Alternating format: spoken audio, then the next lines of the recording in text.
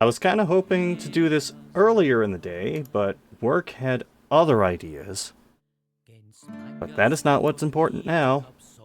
Important now is getting to PAX East 2026.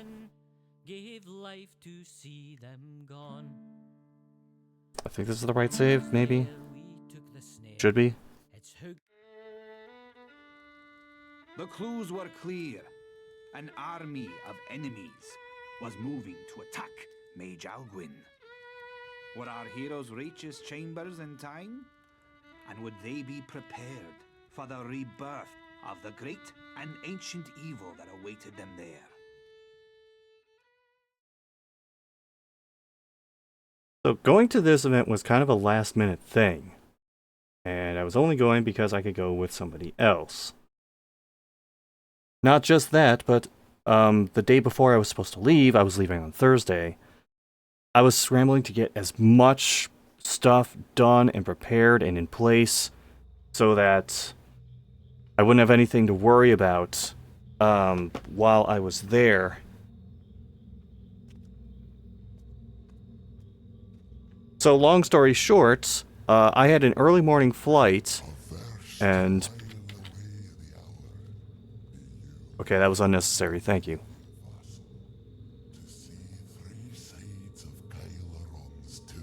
Actually, do I have the quest item for this yet? I don't think I do. I don't think I do.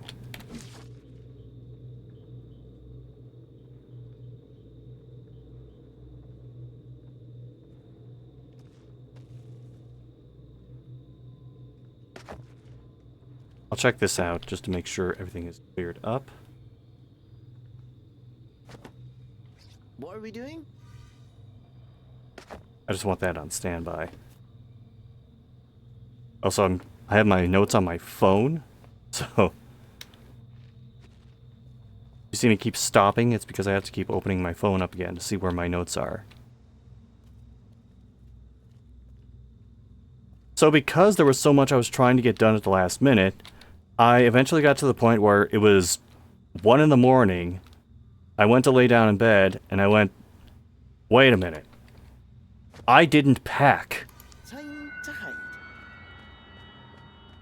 That's how all over the place I was leading up to this shit.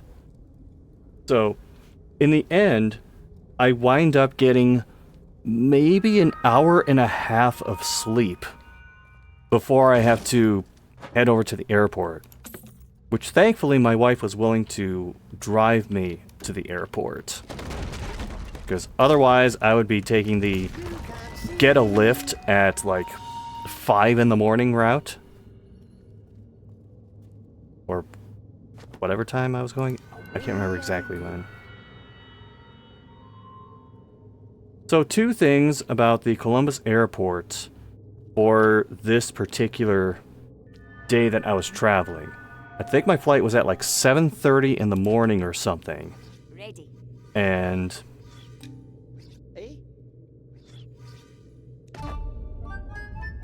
Eh? there was some issues with TSA, which were probably going to cause the lines to be longer. So I say, you know what? I am going to get there 2 hours before boarding starts, and then I should be good.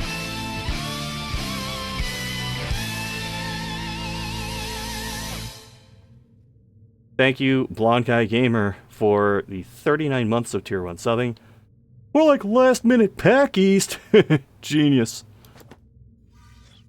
You can't see me. So we get there, and I go to check my bags, line up for the security check. And the line, it was the longest line I had ever seen for like going through the security checkpoints. Follow the circuit of the spares, or find yourself Like, quicker aid. the part that they have roped off for a security check is already pretty long, but this went so far beyond it. It went out of the entrance to the security checkpoint. It went all the way past the check-in desks for the airline that I was flying. Went past the check-in desk for another airline I was flying, and partially blocked the way into one of the like central hub areas in the airport. And I'm like, well, fuck. I mean, it was at least moving like a few feet every 10 to 20 seconds, but still. Away I go. And by the way, as this was going on, I walked by a camera that was set up on a tripod. So, at some point that Thursday morning, it's possible that I may have shown up as part of the B-roll for a news report in my local area.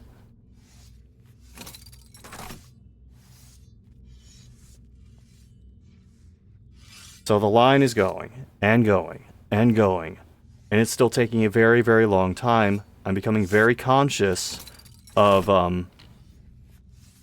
like, how much time all of this is taking. And eventually, I go... There we go. And eventually I'm like, am I even going to make it to boarding on time? And it turned out the answer to that was no. Granted, I was in one of the later boarding groups, so I didn't need to be there right on time. However, it was getting a little dicey. Like, I did make it on the plane. However, I got there 2 hours ahead of boarding. By the time I got through security, it was 7 minutes after my plane had started boarding. Thankfully, that was the only, like, really bad transportation shenanigans I encountered for this trip.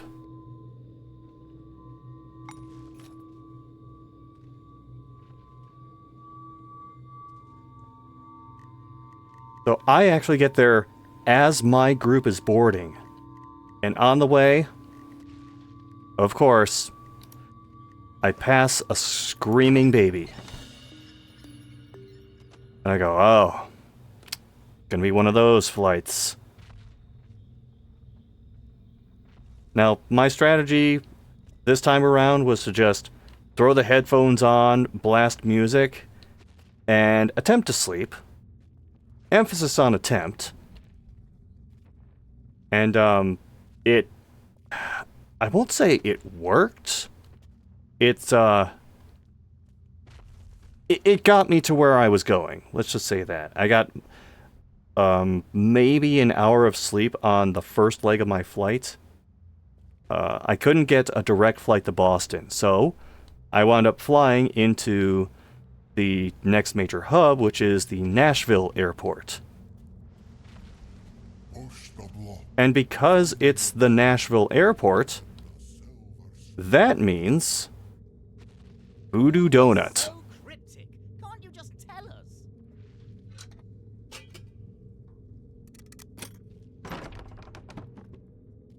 So, I stop at Voodoo Donut again. And, I think at this point I'm just looking for an excuse to have, like, a layover in Tennessee, particularly the Nashville airport, just so I can get Voodoo Donut. Like, it's either that or I fly out to Oregon, because that's where they're based out of.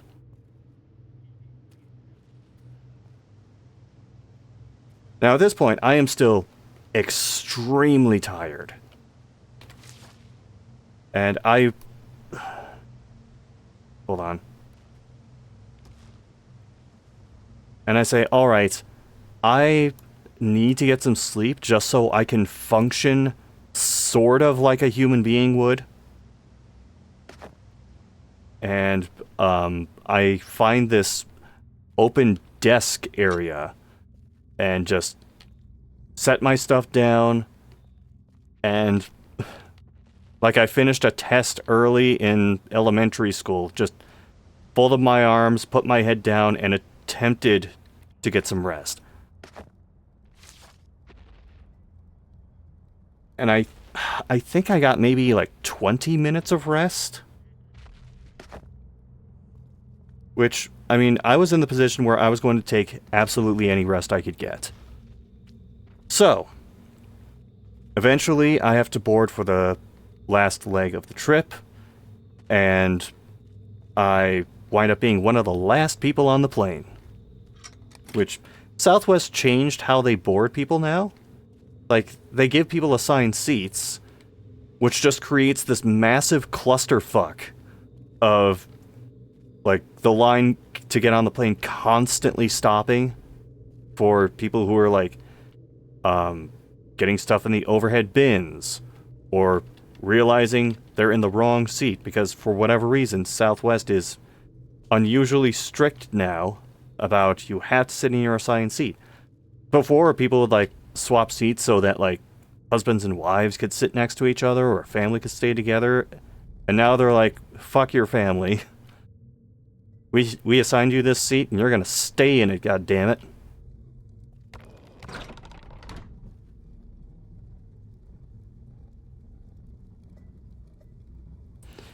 So anyway, the long and the short of this is, I end up sitting only a few rows behind a screaming child.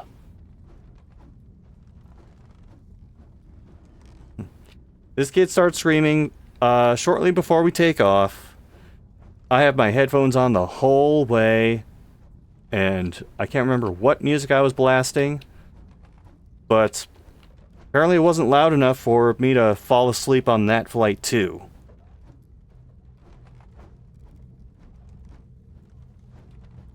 Alright, I gotta focus on this so I don't get my ass carved up by these axes.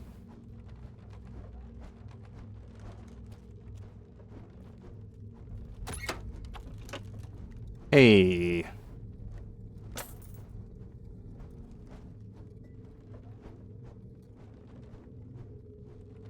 Now, I am awake at the point when I hear the announcement that we are descending into Boston. And I go, okay, so we're going to be touching down relatively quickly. Or relatively soon, I should say. And then it felt like we spent the next 40 minutes descending into Boston. Eventually, we do end up landing, though. I end up getting in way ahead of the friend of mine who I was going to PAX East with, which, unsurprisingly, was Casey.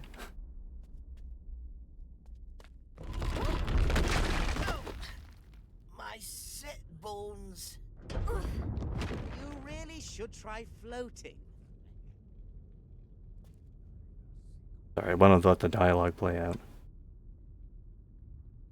So the end result is I just end up... That was most unexpected. You really should try floating.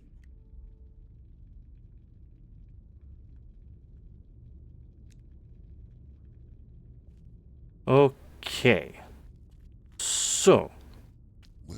Wave to the east, die like a beast, close a path, escape death's wrath. What's that again? Wave to the east, die like a beast, close a path, escape death's wrath.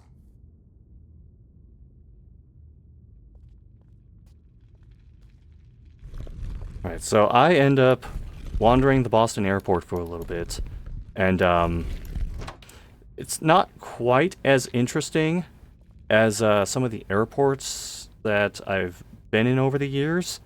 However, it does have one thing going for it.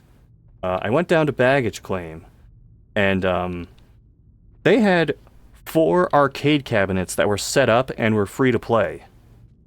I can't remember all of them, but I remember they had Ms. Pac-Man, they had Defender, and kind of a one of these things is not like the other moment.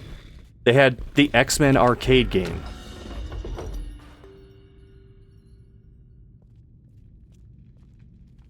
Oh, hello, one roll.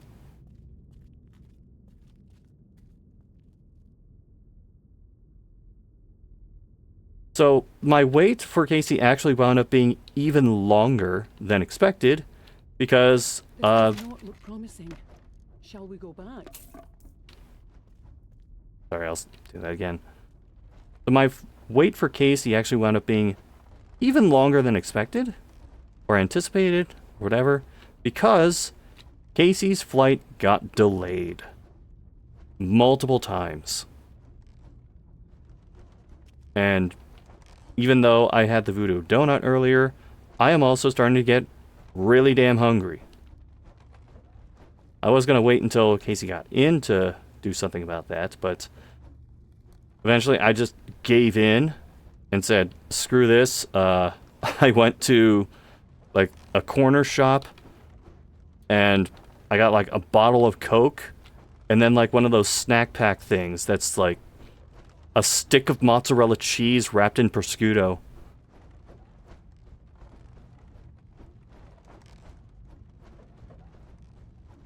And I will note that as I'm doing this, I end up walking past the security checkpoint entrance for the Boston airport that I landed in, and it was almost completely empty.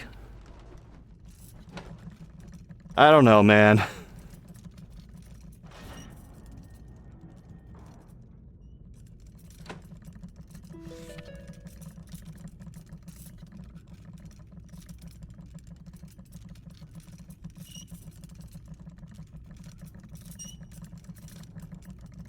Right. Let's see if I can do this while doing the recap.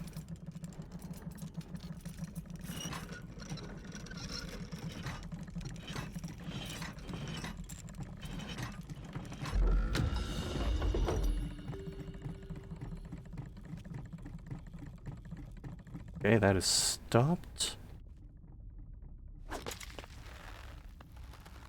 Casey eventually arrives, and because of the delays, PAX was doing badge pickup for Thursdays, but the delays made it so that, like, by the time Casey arrived, badge pickup had stopped.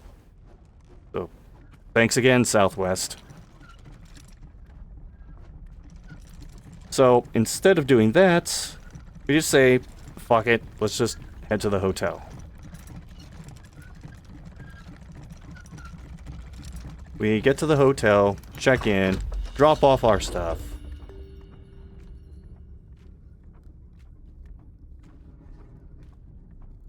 And it's getting kind of late, and we both decide, fuck it, let's just get pizza from somewhere. But because of our past experience, we're definitely not getting Domino's. I'm not going to explain that. If you want to know what we're talking about with that, just go back to my, I think it's PAX East, either 2021 or 2022 recap. You'll get the full story there. So instead of doing that, we pull up some other local joints.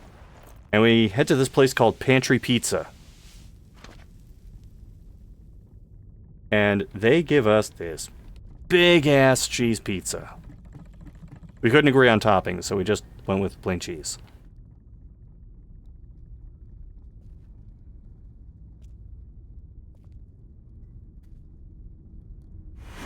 Yeah, I don't trust like that.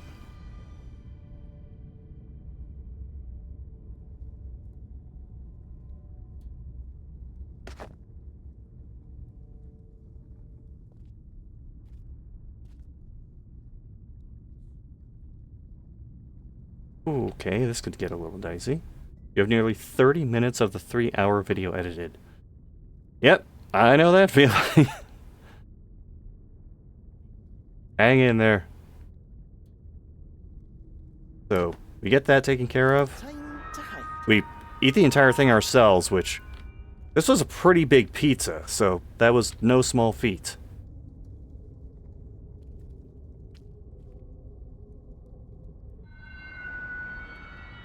We get back to the hotel, get the PS2 set up, which required a bit of technical shenanigans with the back of the hotel TV. There was still some input delay on it, and there was no way to get to the settings menu, so we just had to deal with it for anything that we were going to play. Casey puts in Thug 2, and absolutely nothing weird happened. There were certainly no incidents involving the Baron Samdi character, who used the Beaver Blast move to make it look like he was like shitting in trash cans or shitting on walls. Nothing of that sort happened. Anyone who tells you otherwise is a liar.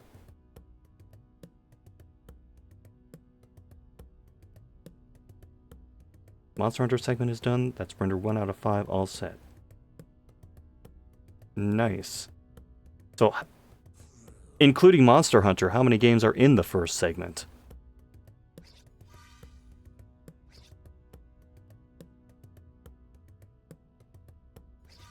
At your command.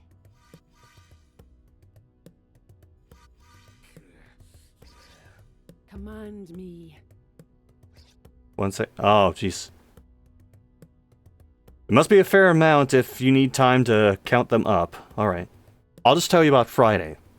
9 games. Damn, and that's 1 out of... Ooh, you got a lot of games you're covering.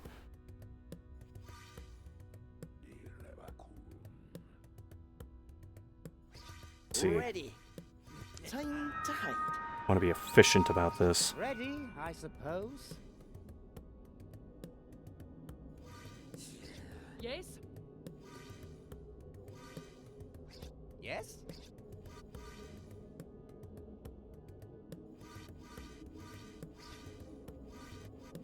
On your word.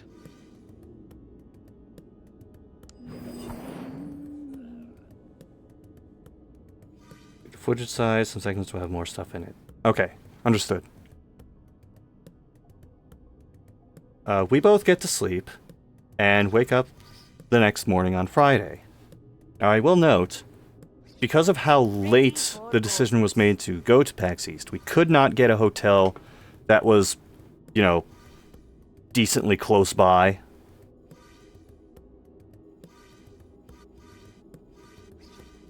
Yeah? Now what? Command me. Ready. Aye? So instead, we wound up staying at this one hotel that was a quick train ride and a bus ride away.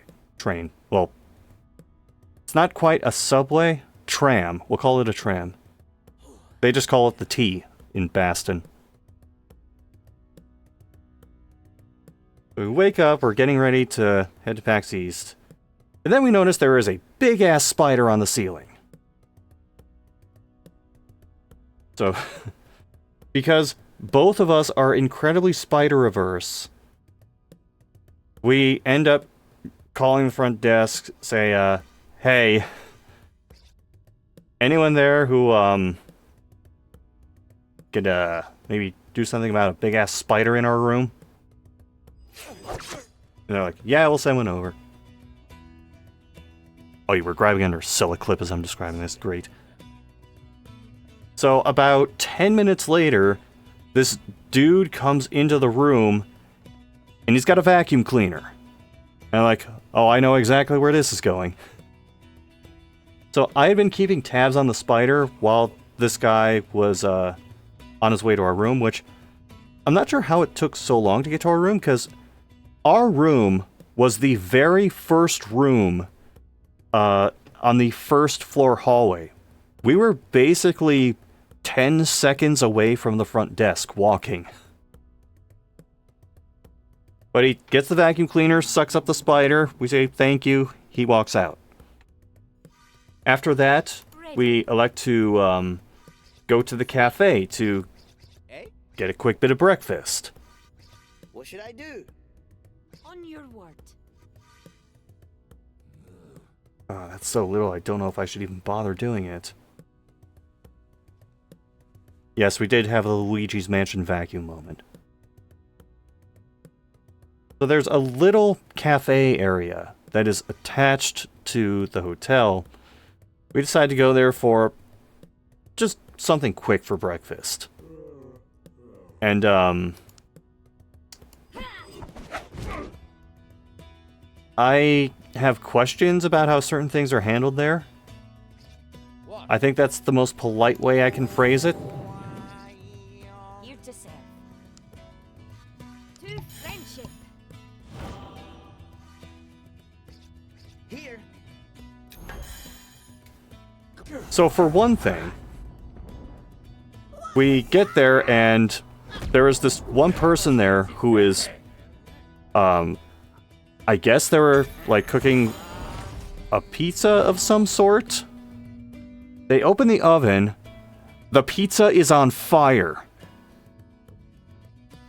It's not like a raging inferno, but there are, like, 2 or 3 spots on the pizza where there's clearly just flame.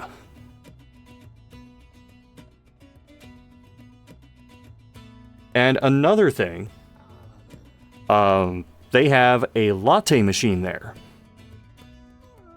I didn't know this because I don't really drink lattes, but I learned later that with latte machines, you're supposed to, like, after every use, clean off this one part of, like, the nozzle where it comes out. And instead of doing that, God, they had... Sorry. They had this, this rag that they wrapped around the entire thing. It's not a rag that they used to wipe anything off of it. It's just a rag that they wiped around it so it wouldn't drip onto other things. In other words, it was dirty. And even more so than that, I was trying to be budget conscious for this trip, which it's hard to be budget conscious when you're looking at a situation where just a croissant costs $7. So that kind of affected my food plans for the rest of the trip. Eventually, we deal with breakfast shenanigans as best as we can. And then, oh geez, what do I do here?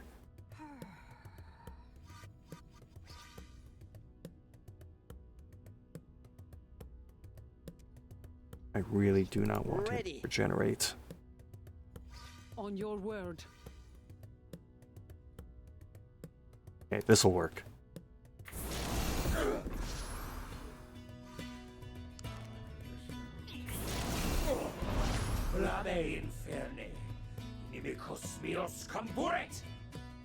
So our plan, getting to and from the convention, we were going to ride the T. The T does cost money to use, but it does not cost much. You can get like a 1-ride ticket, a 2-ride ticket. You can get a card that you just use X amount of times. It takes a while for the card to like run out of rides. Here. I'm gonna start doing this.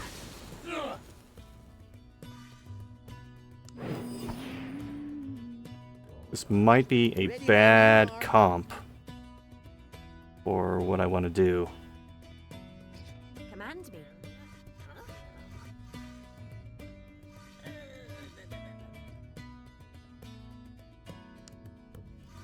Cheers, friends. Jump, jump, jump. Here.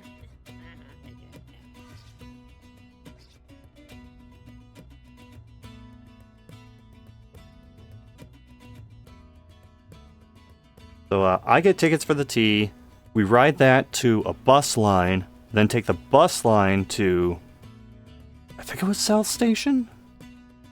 Anyway, it's a stop where we get off, and then it's just a short walk down the road, and we're at the event center for PAX.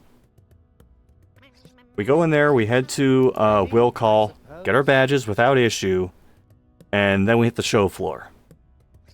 Now, on the show floor this year, Command me. one of the big focuses was, there was a focus on Halloween the game. They had like a huge house set up on part of the show floor. Not a real house, obviously, but a big set house. And on the opposite side of that was a big Nintendo setup where they were showing off Wario What? I almost said Wario Wonder. Mario Wonder and Pokopia. I don't know if I'm saying that right. Quite frankly, I don't care. They had game demos for those. They had photo op spots for those. And I do not give a shit about any of it.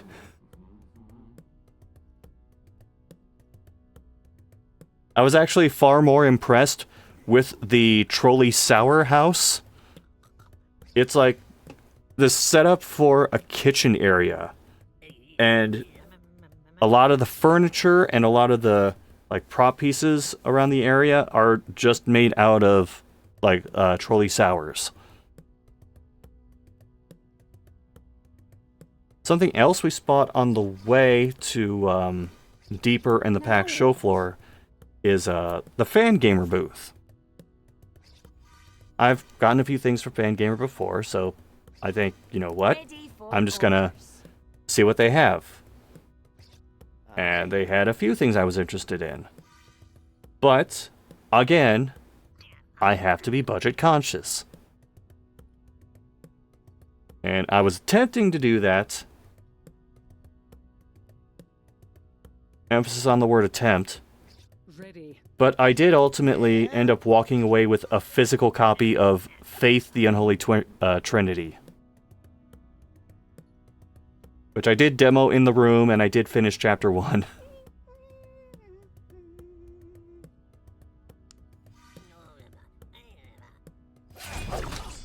Oh, of course it criticals now.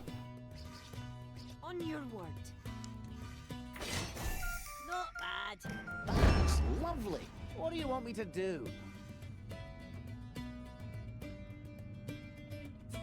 Yes, Blondie.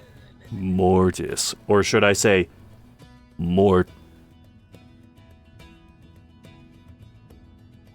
And Faith was far from the only horror present on the show floor that year. There were a lot of horror games.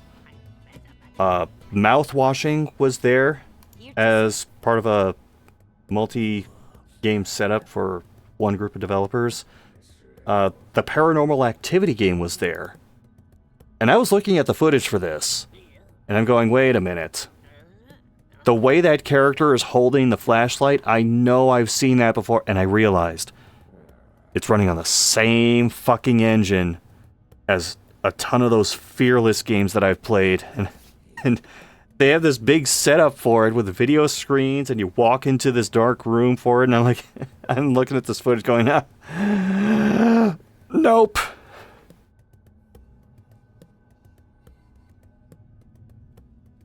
I did end up playing some of the horror games on the show floor, which I will get to later. There were also setups advertising various things that are computer related. And one of the things that they were showing was for, I just see this banner as we're walking through the show floor. I see the letters DLSS. And I'm thinking, oh, are we really doing this? And then I keep walking, and the rest of it comes into view, and I see DLSS 4.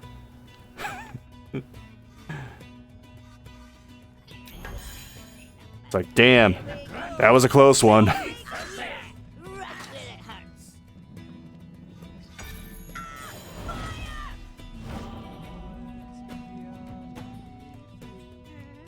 Part of me wonders if they were going to have a DLSS 5 setup and saw people react to it and went, maybe not.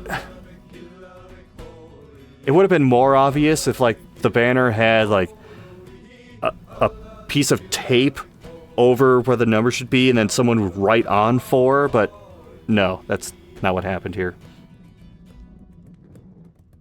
Now, something I'm interested in when I go to shows like these, obviously there's the big-ass setups for, like, the big players in the video game space, like Nintendo, NIS America had a booth, Double Fine had a booth, they were showing off Kiln.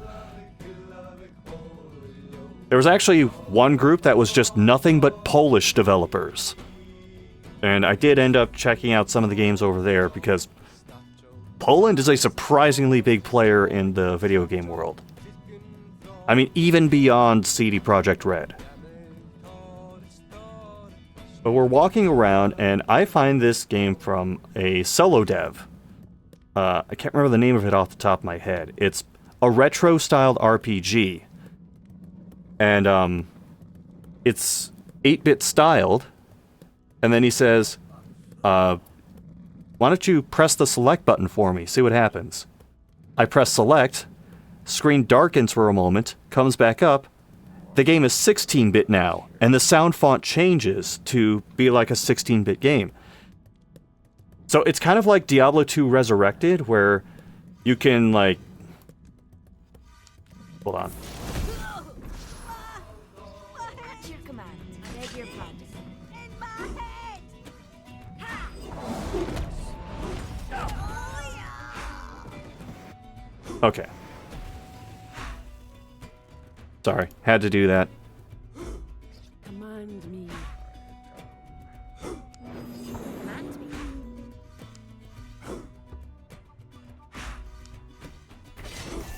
Not bad.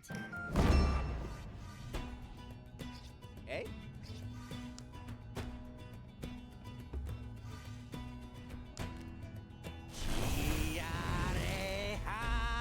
God, this is such a different build than what I'm used to for this game. This is my turn.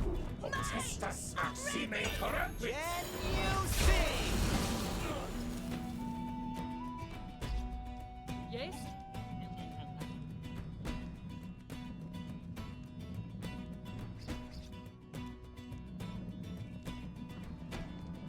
So anyway, I'm playing through this game, and it's very clearly inspired by, like, Final Fantasy, a little bit of Dragon Quest, some other offshoot stuff like Breath of Fire, Illusion of Gaia. You can see elements of this and that.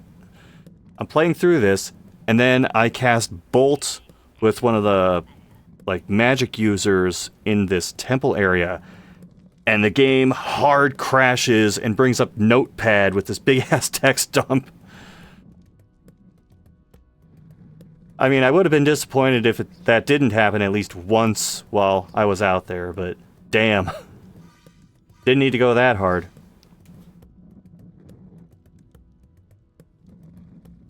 We continue walking around, and in the process, we end up discovering, I think this thing was called Fighter's Forge.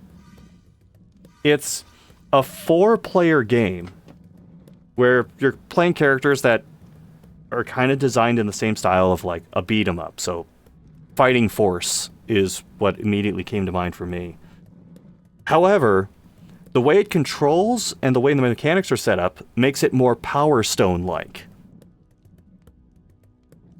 And we actually wound up messing around with that a little bit longer, because it was just like a relatively interesting approach to it. We also walked by this one booth that was showing guitars. Like, people were playing Clone Hero, and we thought, okay, what's different about this? It was a modular guitar. So, you could take certain parts out of it easily. You could fold up the guitar into, like, a relatively compact unit. And I'm like, okay. Now I see the appeal of this. And now I have to decide what to do about this.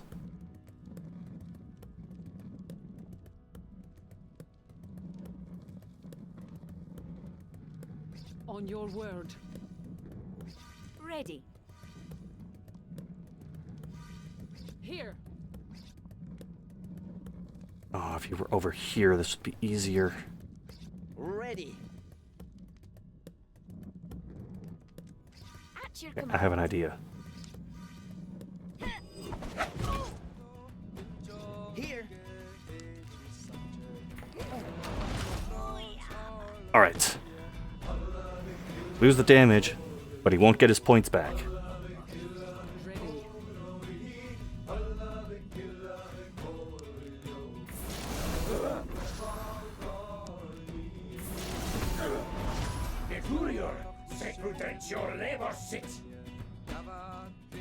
We keep walking, and we end up passing this game. I actually wrote the name of this one down. Secret of Weepstone. It's this entirely black and white dungeon crawler.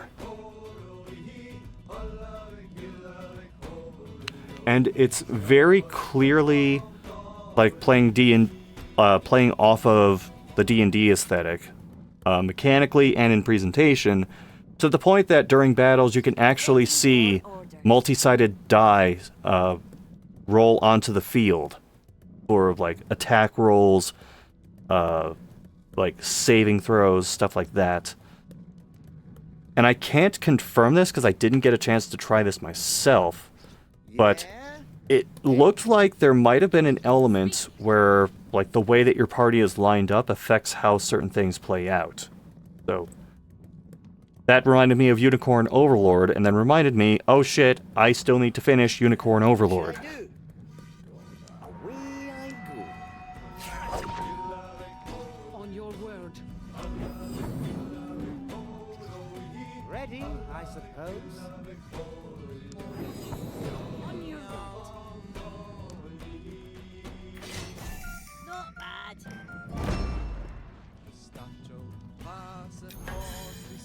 And then we keep walking, and we end up walking by this very strange looking booth with like a cardboard cutout of a really pixelated guy in front of it. And this is the No Quarter Games booth. The developers of Brazilian Drug Dealer 4. So that was the game they were demoing, the fourth game in the Brazilian Drug Dealer series.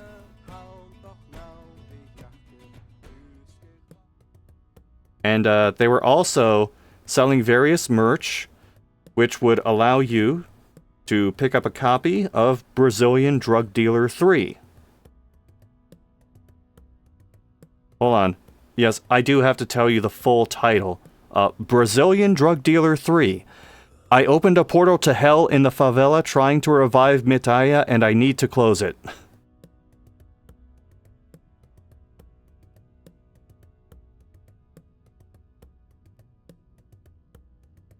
By the way, there is also a Brazilian Drug Dealer Before 4. Demons from the portal to hell I opened are still in the favela, and now I have to save mamadas from Ronaldo.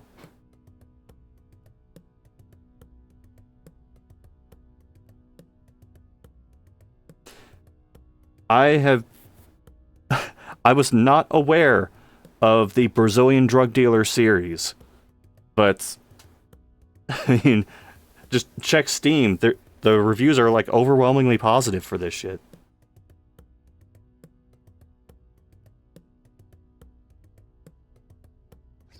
Ready. Okay, I say nay nay.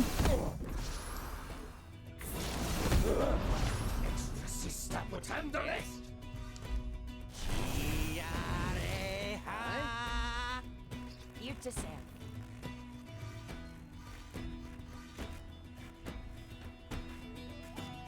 We keep walking, and I see out of the corner of my eye what looks like Indie Calypse. And I'm thinking, wait, no, this cannot be that anti-humor game that I reviewed years ago for Operation Rainfall. The one that was so violently unfunny that I just gave it like one of the lowest possible scores on the site. No, it was not that. Thank fuck it was not that. It was actually Indiepocalypse. And they were advertising that they were selling physical copies of games. You are. They were, but not in the way I expected. So Indiepocalypse sells both full-fledged games and like collections of shorter games. And they're all like super low budget, like one solo dev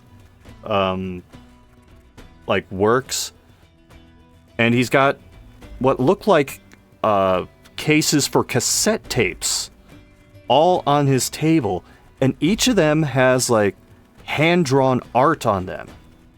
And when I say hand-drawn art, you're probably imagining like stick figures or something. No, these are like really well done drawings for individual games and collections of games.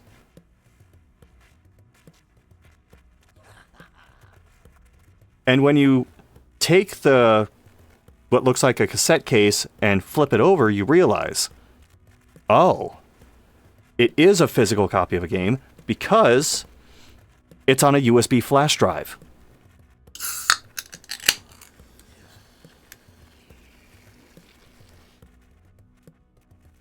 And I'm thinking, okay.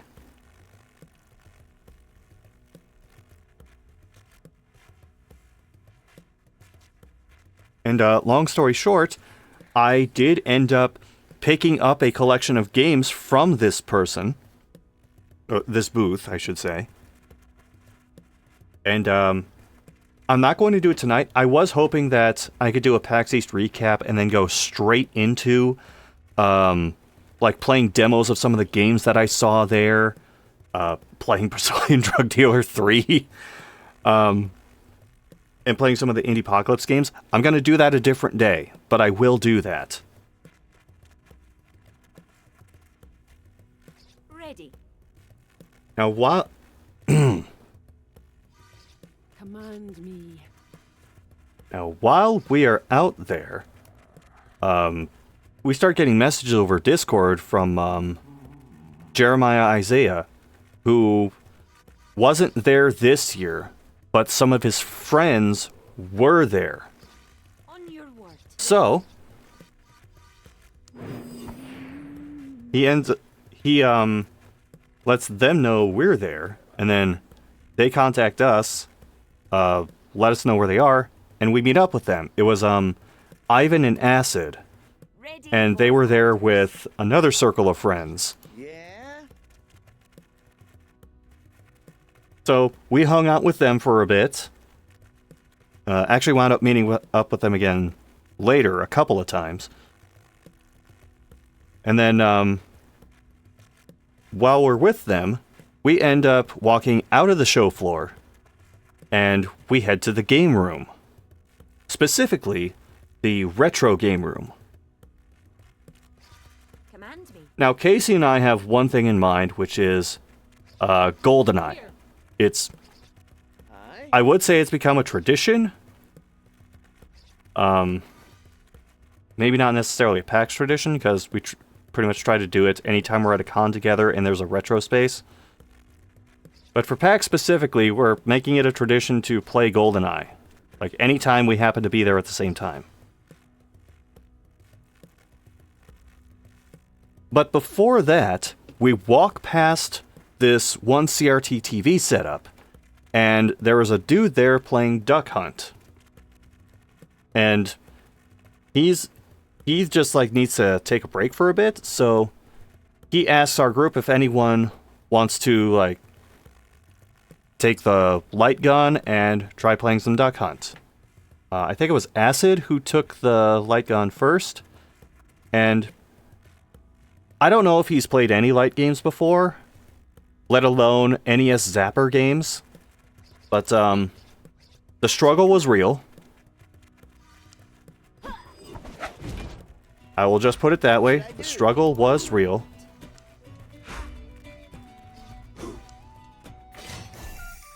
So eventually, like, he game overs, And then I remember my time at Anime North with that duck hunt tournament thing.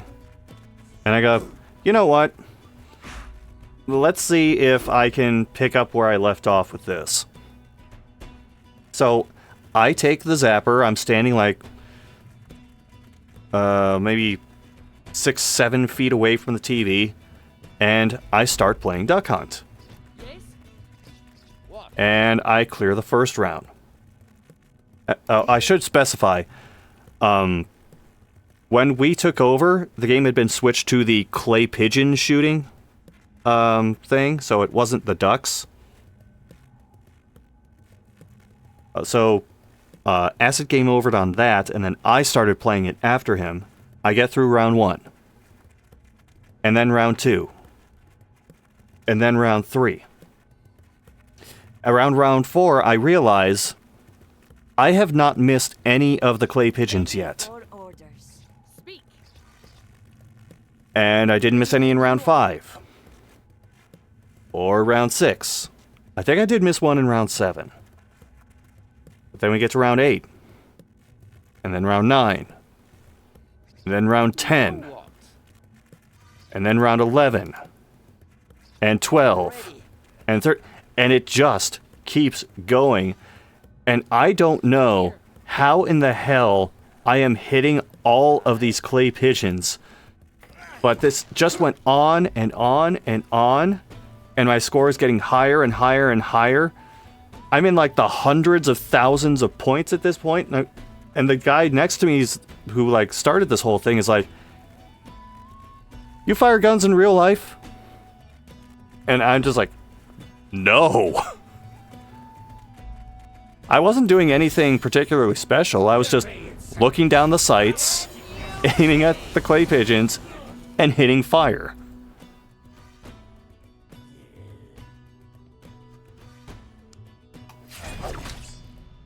Oh, good time for a critical.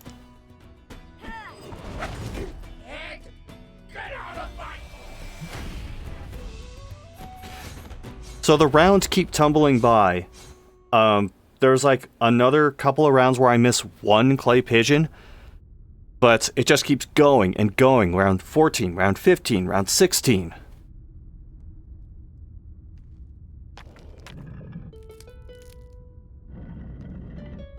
Now, for those who don't know, or who just aren't familiar with how Duck Hunt works, the way it works is obviously you get points for hitting the ducks or clay pigeons, but also there is a certain threshold you need to hit as far as like how many ducks or clay pigeons you shoot to be able to progress to the next area, or next level, I should say.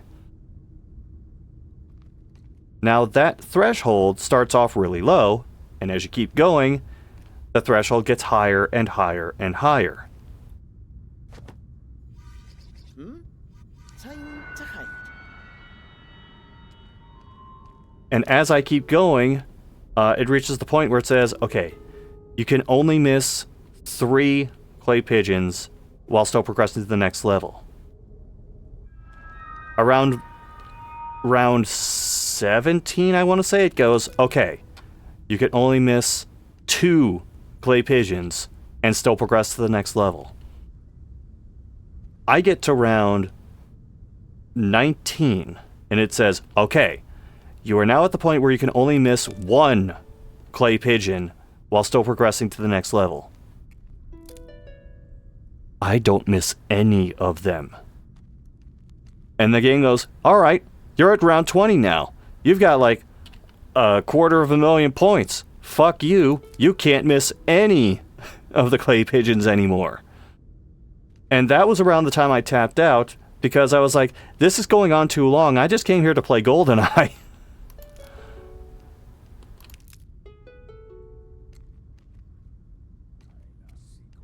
So I eventually tap out of that.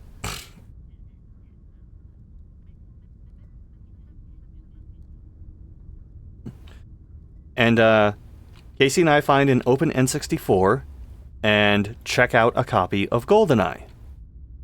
And we start trying to play it. We're trying to play through the whole game. But something becomes very apparent very early on. There is latency on the TV we're playing on. And it is bad enough latency that it legitimately becomes a problem trying to play GoldenEye.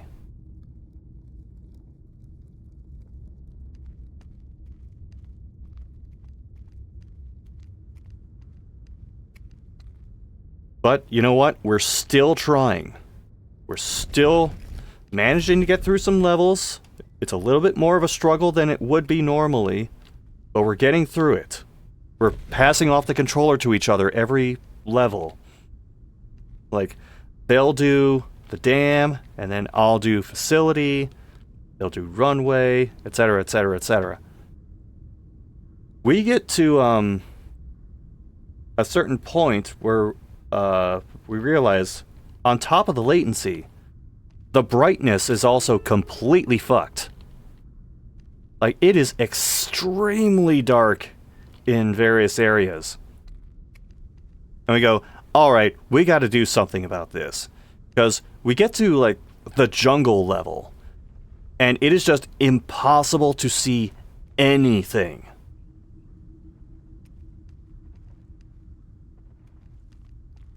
We're reaching around behind the TV and eventually find, like, the manual inputs for the brightness and various other settings. Crank up the brightness as much as we can. We couldn't find anything that would help with the latency, though, which is kind of sad.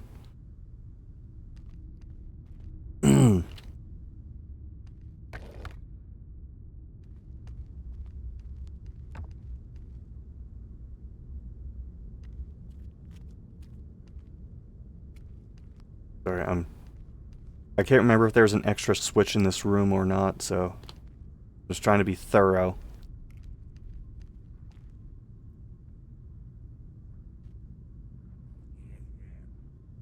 But long story short, we eventually conceded. We got to the jungle level, and neither of us could get through it because of the mix of the bad visibility and the latency. So we said, screw this. Maybe we'll try again some other time, but for now, we gotta eat.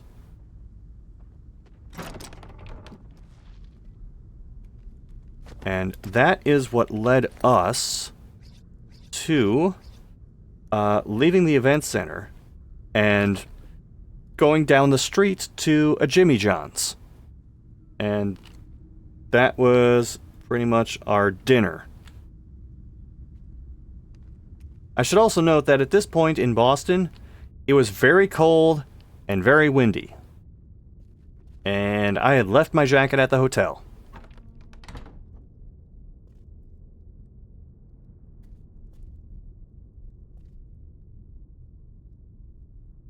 Sounds bad, but ultimately, I was fine.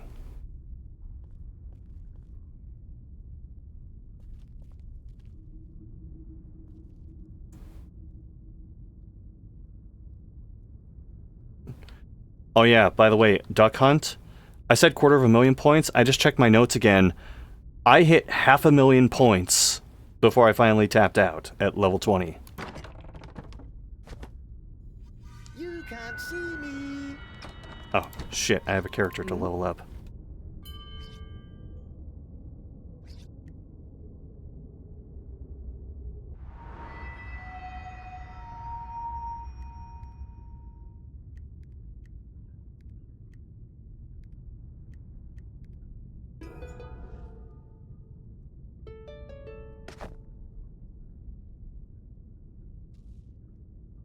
Okay. So from Jimmy John's, we take the bus and the T back, but along the way we do stop at a CVS. And that's where I end up buying my breakfast for most of the rest of the trip, which is a bag of powdered donuts. I also grab a couple of bottles of cherry Coke while I'm there because it seems like a lot of people just had Pepsi, or if they had Coke, they just had regular Coke.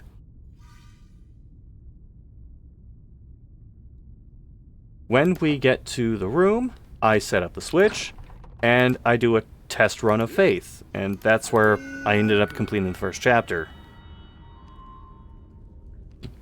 And it was clear that Casey had never seen this game before, because they were just baffled by, like, the look of it, the sound of it, the presentation of it.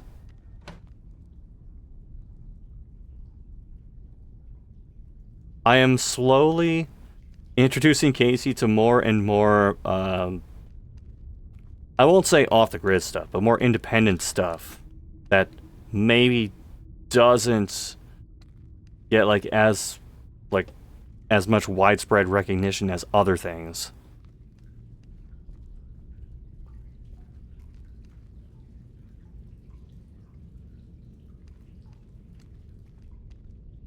Now, as that is going on, we notice something else, which is, it's kind of cold in the room.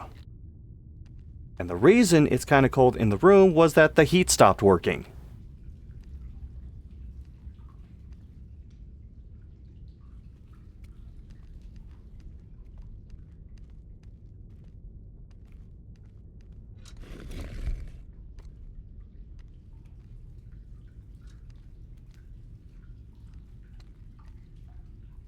Okay.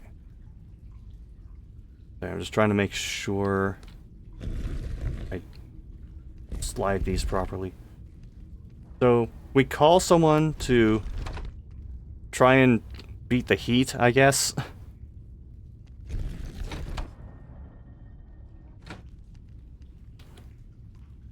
And it takes a little bit for somebody to get to the room, but he gets there. Oh, I should mention this first. We were trying to figure out what was going on with the room. And in the process, we're looking at the thermostat on the wall. Casey's trying to see if there's like a side button or something that we're not realizing is there. And it pops off of the wall into their hand. We didn't break it because it was like a remote thermostat. So you could take it off the wall and it would still function. But certainly caught us by surprise.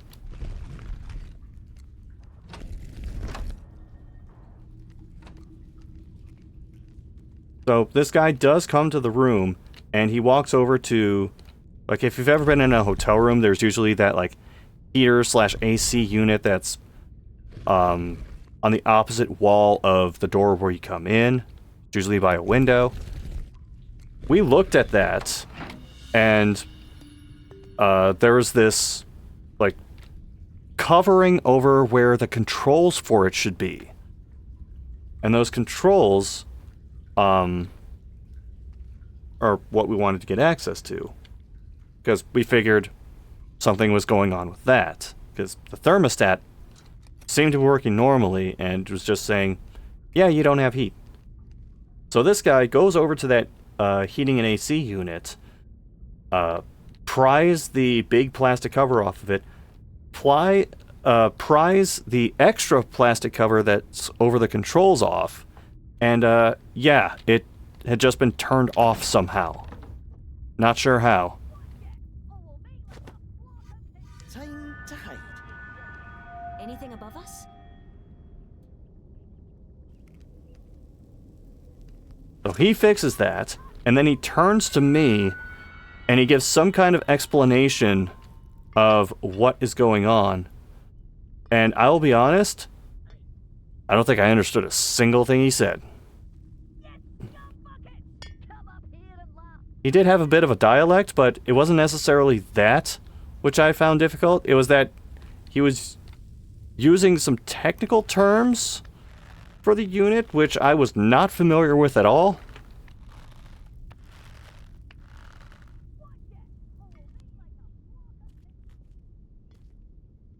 But fortunately, that was a one-time thing.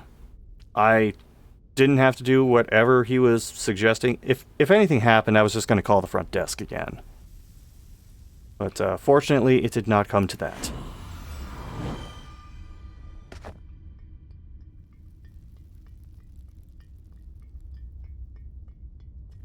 So other than screwing around with some more video games, we didn't really do much the rest of the night. And that leads us into Saturday. Now for Saturday, there were a couple of buddies of Casey's who were going to drive in and spend the day at PAX with us. And they offered to use their vehicle to get all of us to PAX, and then they would park, and once we were done, we could just hop in the car with them, maybe go out, get something to eat, and then, you know, just do whatever until they decided to go home. Now, the problem with that is cost. 'Cause, and I still can't believe this number, if you wanted to park at the parking garage not attached to the event center, but the parking garage that is like down the street a bit, it's right next to where Casey and I came out from the bus line. So, a short walk away. If you wanted to do that, parking would cost $70 for one day. And naturally, Casey and I like realized that this is what it costs, and we're like, "Are you sure about that?"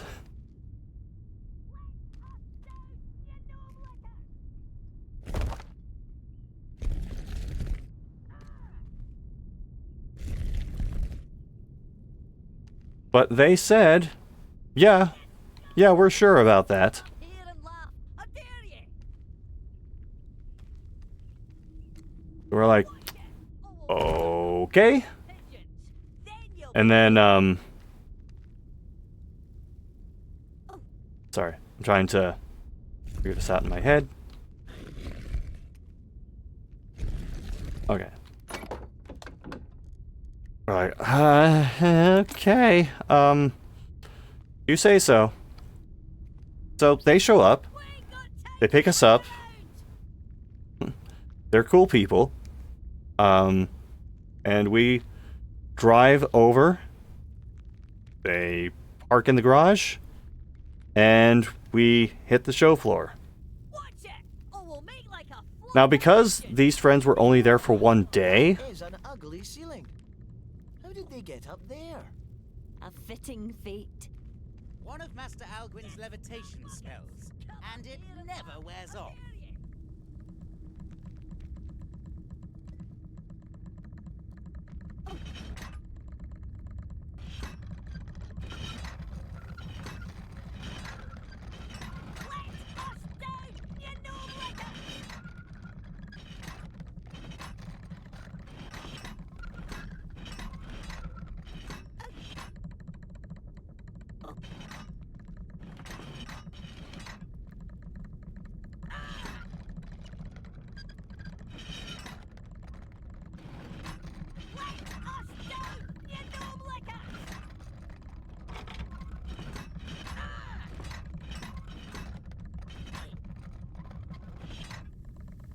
Watch it, or we'll make like a flock of pigeons.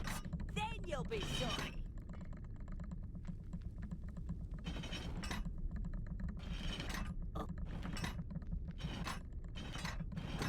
there we go. I need to concentrate on those more than I really should. Now, because they were only there for one day, we pretty much decided that whatever they wanted to see or do, we would just default to them. I mean, it's the least we could do for them agreeing to drive us over. So, we get there, we look for a game called Of a Devil. We do find that, and they have their time with that.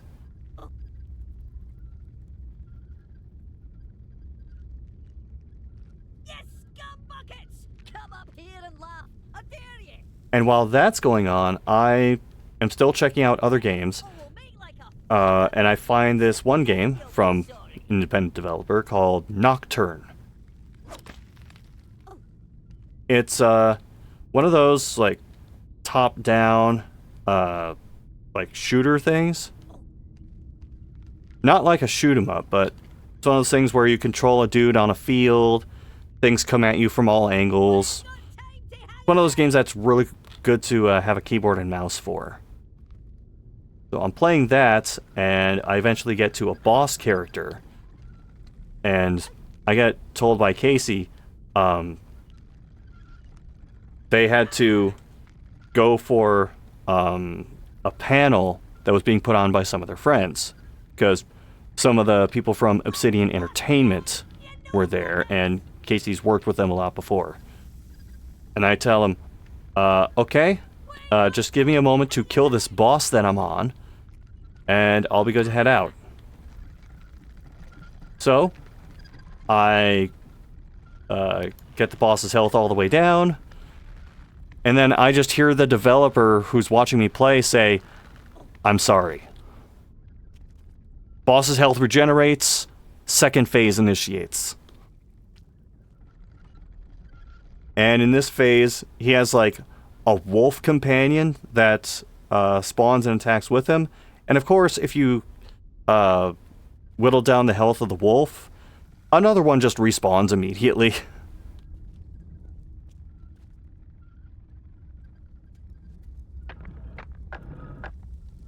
But with a little patience, I get it down and I say, like I said, once this boss is dead, and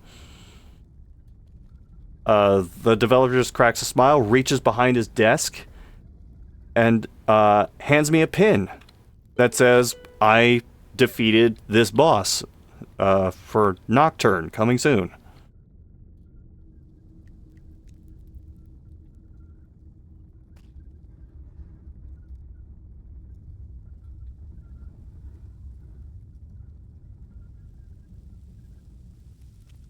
Oh, yeah, one roll. I did buy Faith.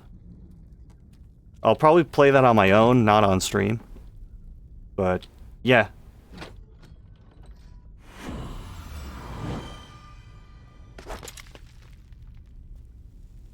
So, we all ship out, we find the panel room, and, it's 3 people from Obsidian Entertainment and 1 person from, I think it was Eidos Montreal. And they were all there to talk about Grounded 2.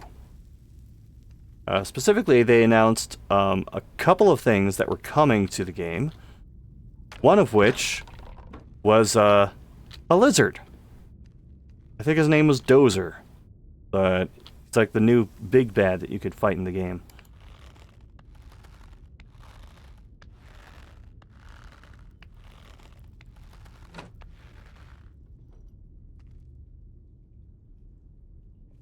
So, their panel wound up, like, they had an hour for their panel, but they wrapped it up pretty quickly.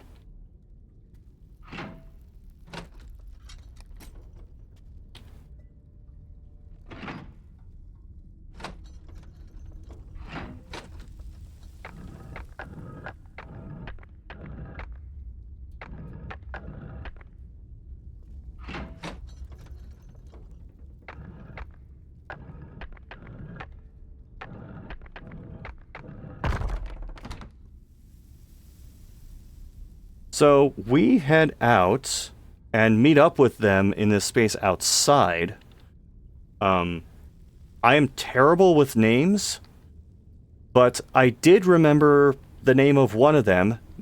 Well, not their actual name, but they answered to the name John Obsidian. And that was the one name that I remember the entire time.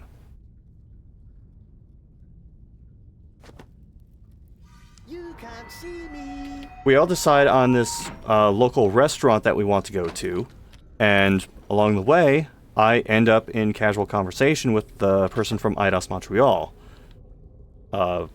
This was a person who obviously worked in Montreal, and they're so used to talking with Americans who don't really know anything about Canada that they said, oh, what was it they said? They said, well, it was something to the effect of, I just tell people I'm from the middle of Canada. Who's there? And then Time to hide. And then I hear this and I go, oh, so would that be like Manitoba? And they go, Ready when you are. actually, yes. I'm not used to Americans knowing anything about Canada other than Toronto.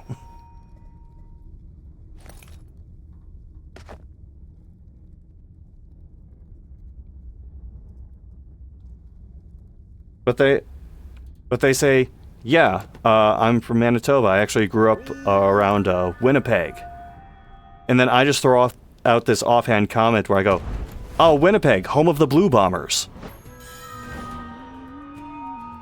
And I think, and again, they're not expecting anyone to know, like, what that is. So they go, did you just say home of the Blue Balls? And I would know, Blue Bombers. The Winnipeg Blue Bombers, the CFL. And they're just like, how do you know that?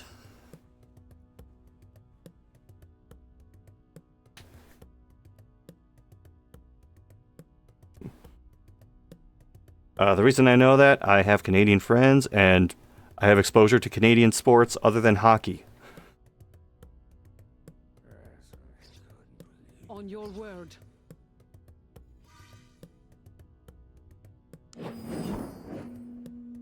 Okay, this might be manageable. Yeah? You can't see me. Of course it doesn't crit. Here to serve. Slammed.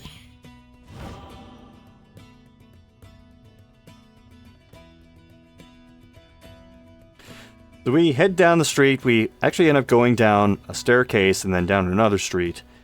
And we end up at this place called Citrus and Salt. It's a relatively nice restaurant. There was like an indoor like video screen golfing thing across the street. So I just look out the window and I see people swinging golf clubs in front of this giant video screen in the adjacent building. But Now what? At your command. What do you want me to do? you can tell this place was a little nicer because one thing I noticed is that nicer places will have a brunch menu. And that is exactly what we wound up getting. I think I had like a quesadilla. Can't remember what all was in it, but it was pretty damn good.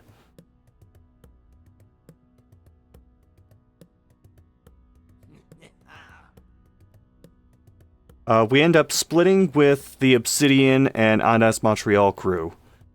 And we're wandering the con a little bit more. We end up outside the food court. And we stop for a bit. Just so that we can snack on a couple of things. We're actually not sitting down. We're at this like table where you can just like stand in front of it or lean on it. And this happens to be like off to the side of a main hallway where all the foot traffic's coming through. Out of the corner of my eye, I see a person Command me. walk toward us, and then a few feet away from me, just stop, and is very clearly looking in my direction. I'm like, okay, what the fuck is this? I Ready when you are. turn toward this person. It's H2O Masked Man.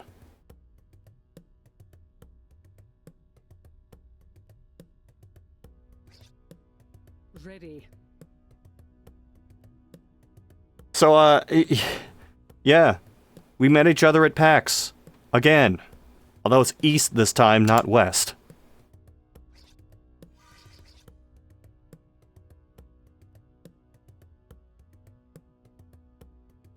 I knew he went to PAX West. I didn't realize he would also go to PAX East regularly. But yeah, we hung out for a bit, chatted, and then we eventually went our separate ways there.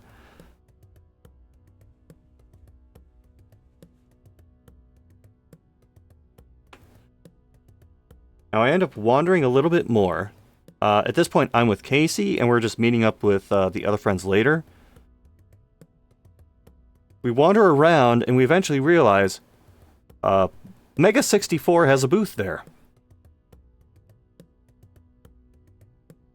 And as we are passing the booth, their Neon Genesis Evangelion skit is playing on their video screen. And Casey walks up to them and introduces himself, and Rocco is like, "Oh shit!" And then they had like a nice little few minutes conversation, exchanged pleasantries, and we went on our way. So we link back up with the friends, and they take us to a place that they know for dinner. It's a ramen place kind of removed from that part of Boston. It's called Toto Ramen. Ready.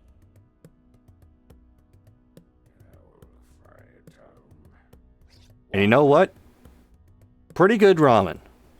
Although, I saw that they had onigiri as an appetizer, like the little rice ball things with the seaweed wrap. So I said, you know what? I'll go for one of those. They actually had one that was stuffed with pulled pork, so I went for that one. And I'm thinking, okay, this thing's probably gonna like be able to fit in my hand pretty easily. So, it's not going to like spoil my appetite for the rest of the night. Nope. This onigiri is like the size of a softball. You get your money's worth, but damn. Oh, sorry. I've been saying rice ball when I should have been saying jelly donut.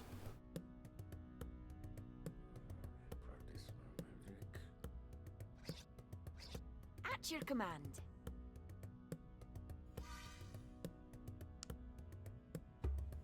Ready, I suppose. Now, at one point... Ready. Okay. Yes?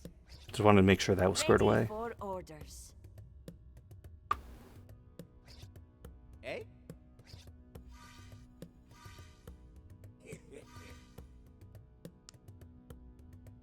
Ah, shit. Okay, that's not gonna work. Yes?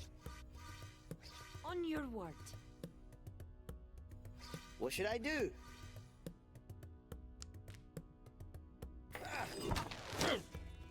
What?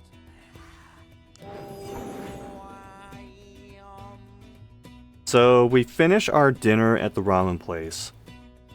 Casey excused themselves to use the restroom. And then, let's just say they weren't going to the restroom. Because I eventually look over my shoulder, and they are up at the front of the ramen place paying the bill for everyone. It was a very suck on my generosity moment.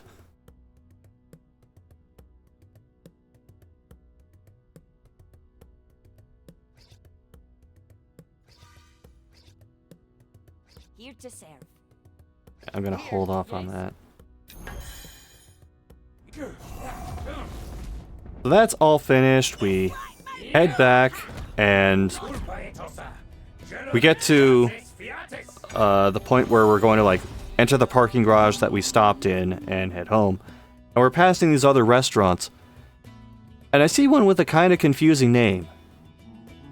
Because the way the sign was written, it looked like Sally's a Pizza. Now, naturally, my question is, On your word. why is Sally a pizza? We may never know. Ready. On your word.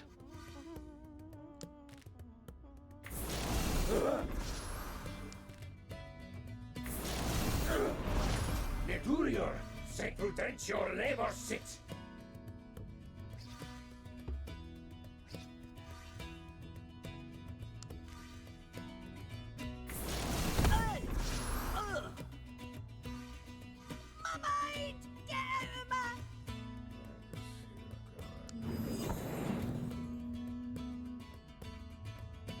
So, the friends drive us back to the hotel, say our goodbyes, and we part ways. We get back in and we start playing some of the other games that I brought for the PS2. One of which was Gran Turismo 3. One of which was Time Splitters. And then, just for the hell of it, I threw in Godai Elemental Force. Ready for orders. Because I think it's safe to assume that nobody knows what in the hell that is. Godai Elemental Force is a 3DO made game. And it runs like shit. It plays like shit. It sounds like shit. I think Vinny might have played it on one of his Vinesaw streams at some point. I might be Mandelaing this. But I'm pretty sure I saw it on a Vinesaw stream by someone. If not Vinny, then possibly Joel.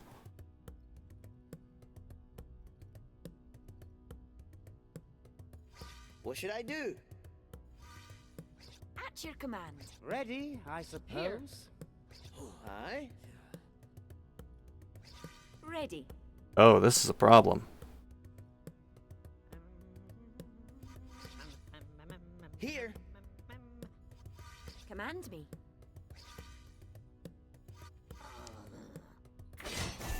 Not bad. Okay, that's at least a little bit of a buffer.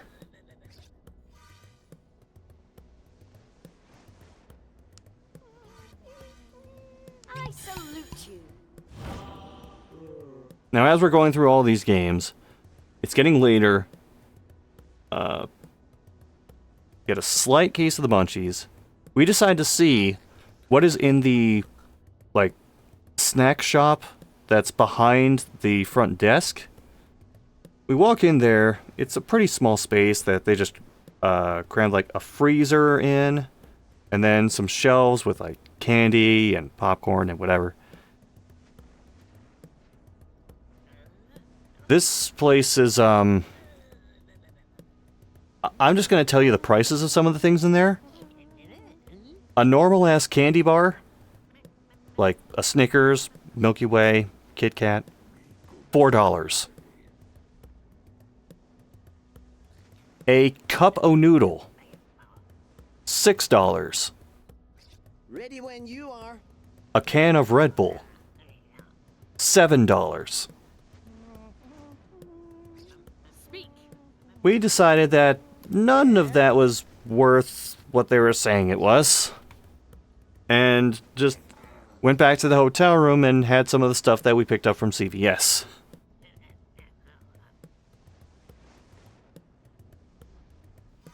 Things wind down, and that eventually takes us to Sunday.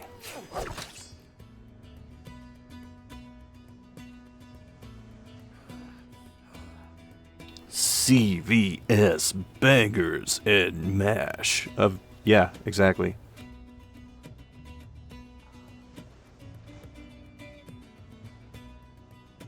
Now, for Sunday, there was one thing that was both good and bad. The hours for different parts of PAX were different. So, like, the event itself is advertised as lasting until midnight, but the expo hall closes at 6 p.m. That was the case for Friday, that was the case for Saturday. I don't know what Thursday was because we weren't there in time for it.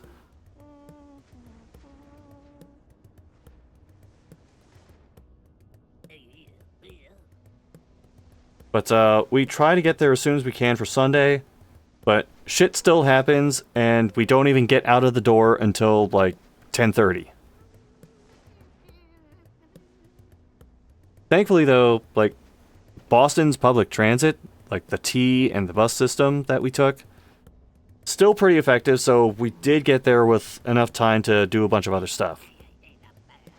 One thing I noticed was the Guns of Icarus devs were there, and they had basically Guns of Icarus in space to show off. And the thing they made a point of with this was that, yes, there's still like the big-ass ship you can command with 4 people acting as various parts of the crew, but they also had a ship that was smaller that could be run by 2 people, and then they also had these smaller, quicker fighters that could be piloted by 1 person. And they did this in the case that you can't like pull together 4 people on one team and 4 people for the other team to be able to play head-to-head against each other.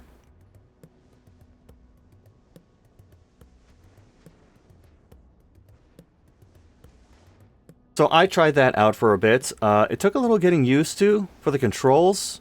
Or the, I played the, like, one-player fighter thing. Ready. But, I will say, handled pretty alright. The aiming takes getting used to, but other than that, pretty good. Aye.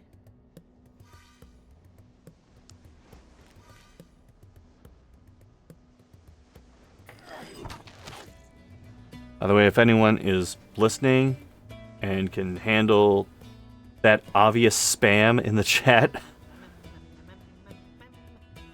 I would, but it would cause all of my windows to like relayer and then shift off to the side. Thank you, One Roll.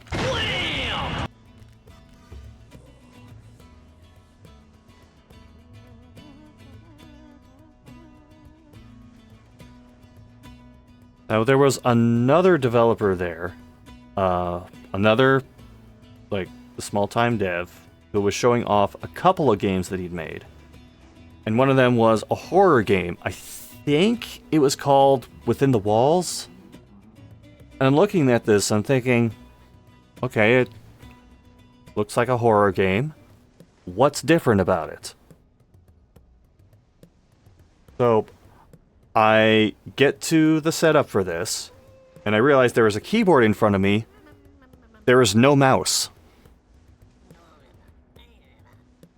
And I'm a little confused at first. Like, I see that there's like a Steam Deck set up off to the side, so I see if that does anything. Nope, it doesn't. I just have to use the keyboard.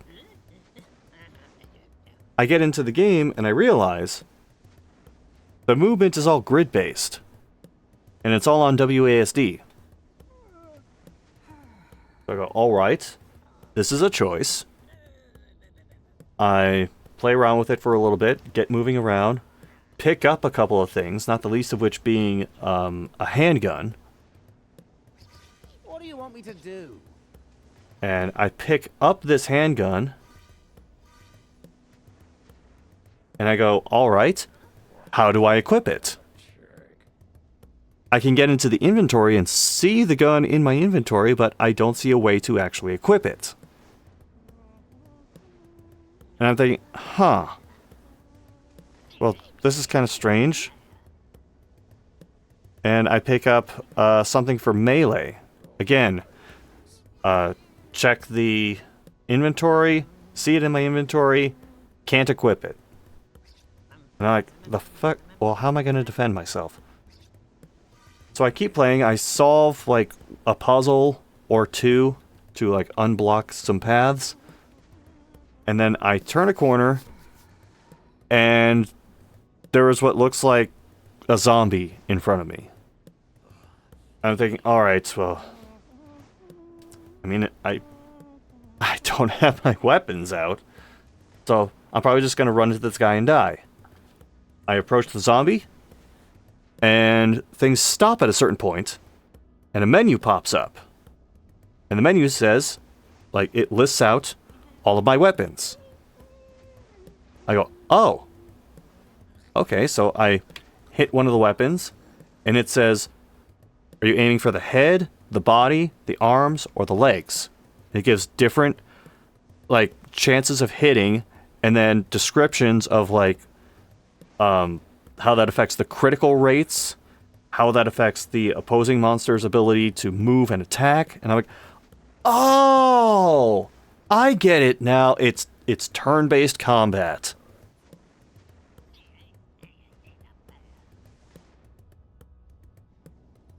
I spoke with the dev after playing through it, and apparently he was inspired by the Fear and Hunger games with some of the shit that he was doing.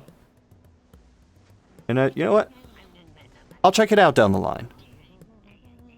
I'm hooked enough that I feel like learning more about it.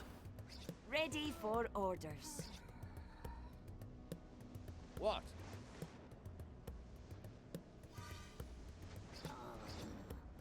Ready when you are. Command me. Here to serve. Ah, damn it. I was hoping that would take him out completely. Flabe inferne. Imicus Dios Cambur. Another blow for Yakus.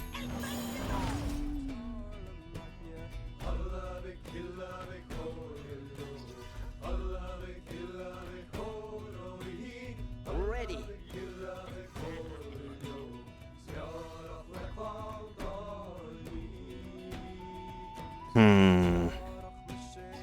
Ready.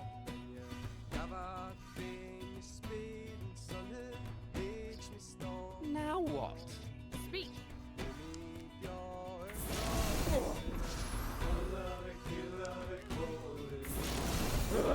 Damn. Not getting the criticals for that spell point. After wandering around a bit more and checking out, like, some of the dealers there who were selling older games, we get to this one person who just has, like, some shells of PS2 stuff and Xbox stuff. And Casey picks up a couple of games. We decide to take a bit of a break, and we go to the food court to get lunch. It is way less crowded than when we saw it on Saturday. Like, we were actually able to find a table. Casey gets their food first, and then I go and get my food and come back. Casey had, like, a pile of napkins on the table. Like, not an organized, like, stack of napkins. They're just kind of, like, clumped on the table. And apparently, by the time I got back, I only saw about half of the napkin stack. Because there was some food court employee who walked past the table and just grabbed some of the napkins and walked off.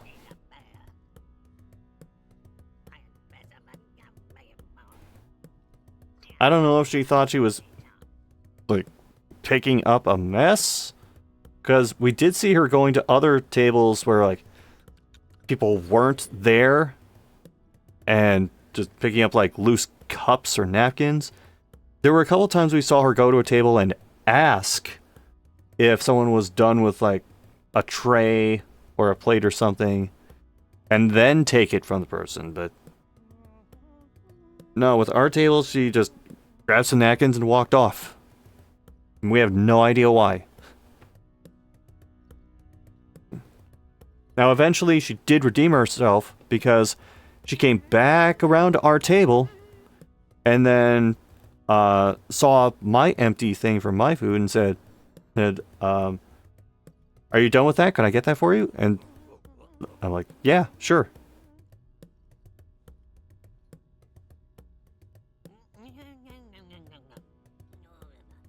What do you want me to do? On your word. Here. Okay, I gotta think about this.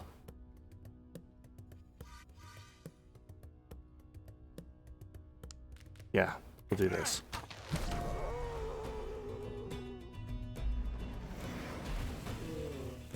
Okay, gives me that extra move.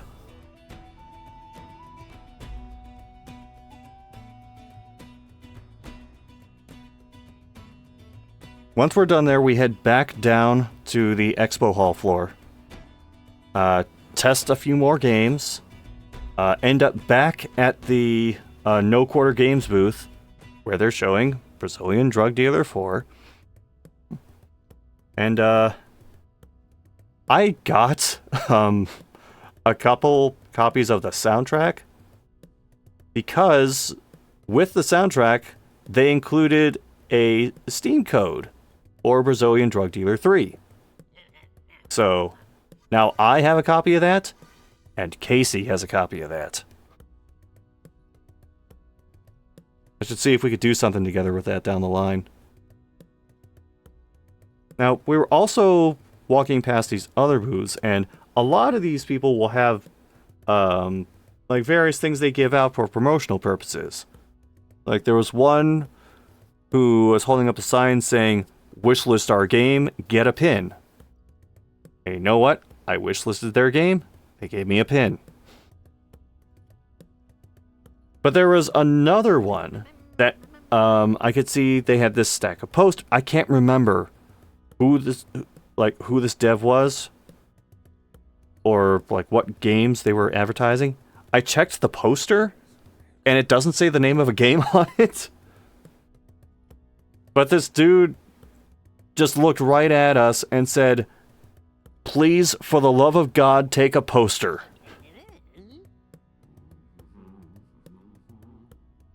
And Casey took one, and I, in a pure Sunday brain moment, look at this guy and completely deadpan say, "I will only take your poster if you give me a poster."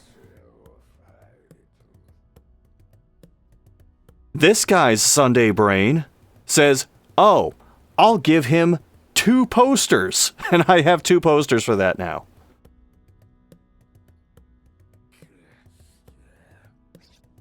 We keep wandering around. We're looking at more people that are selling older games. And while we are doing this, we end up in this one set of shops, and I realize, oh, I'm standing next to H2O Masked Man. Again. And Masked Man had some incredible news for me.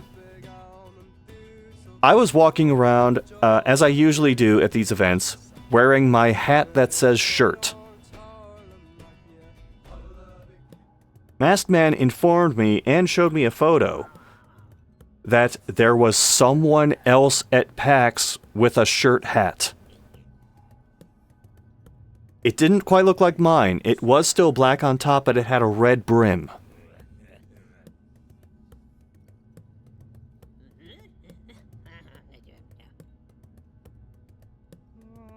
So I don't know if this is like the shirt hat equivalent of Sonic and Shadow the Hedgehog going on right now. But one day I need to find this person.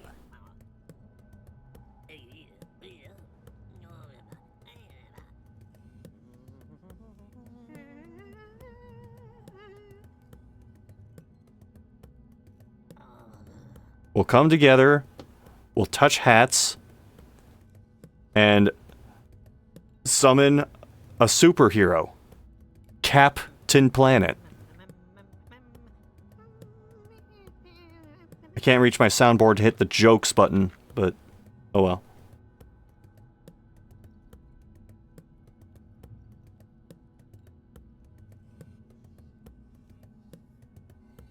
So, Casey and I still had a bit of a bitter taste in our mouths about the whole GoldenEye thing from before. And eventually we just decide, fuck it, we're going back there and we are finishing GoldenEye. Now, I need to point out that in this retro space, there are 4 N64 setups. By the time we got there, had an N64 come open and then checked out GoldenEye to play on it, here is what was playing on all of those 4 stations. We were playing GoldenEye. The N64 next to us was playing GoldenEye. The N64 on the opposite side of the table from us was playing GoldenEye. And the final N64 station was playing Super Smash Bros. But the dude playing Super Smash Brothers was playing with a steering wheel.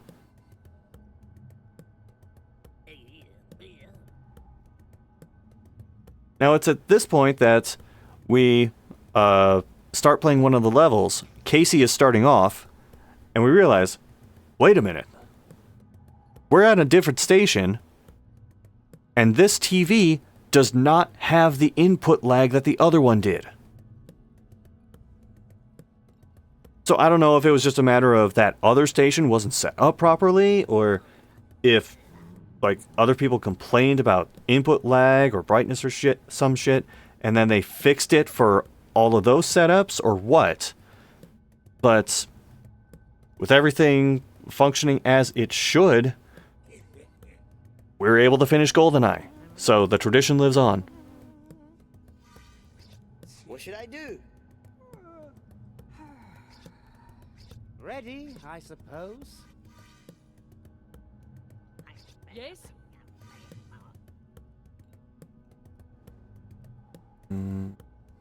Yeah, I want to do that.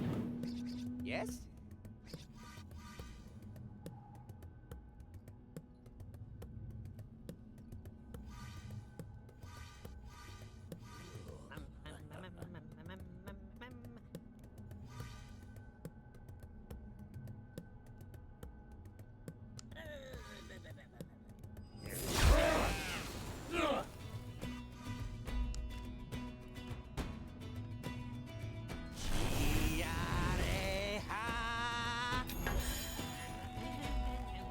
Si sta portando me.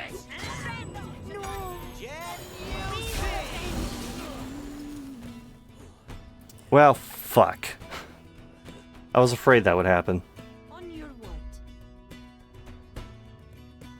Eh? On your word. Good time for a critical. Non nekans te firmat.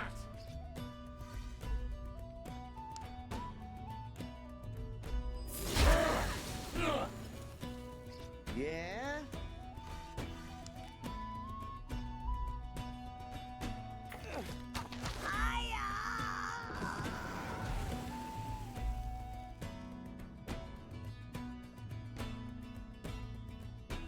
So, we finished GoldenEye. By this time, PAX is kind of starting to wind down. So, we end up leaving a bit early. And then, we just start going around Boston. We end up at the Boston Commons. We walk around the streets a bit. Which, I didn't realize just how hilly Boston could be in some areas. And we eventually end up at this one place that we decided to get like a light dinner from. It's called the Bowl and Finch Pub. Now, I do not expect anyone under the age of 40 to have any idea what this is. Frankly, I think I'm too young to know what this is. But the Bowl and Finch Pub is the place that was the basis for the TV show Cheers. And since I'm assuming that a lot of people are way too young to know what that is, hell, I barely had exposure to it. Cheers was a long-running television show based out of a bar. It had like a Ted Danson on it, George Wendt on it, some other pretty prominent people were on it.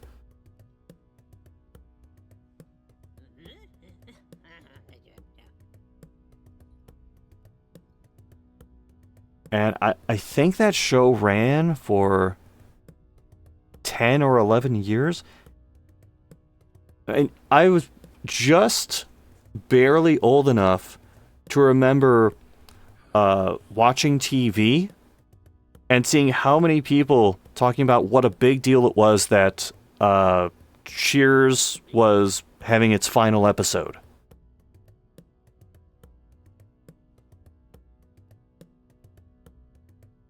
So we went to that, just had something light for dinner, and then we walk out. And then, I don't know what came over us, but we both just started talking like massholes to each other.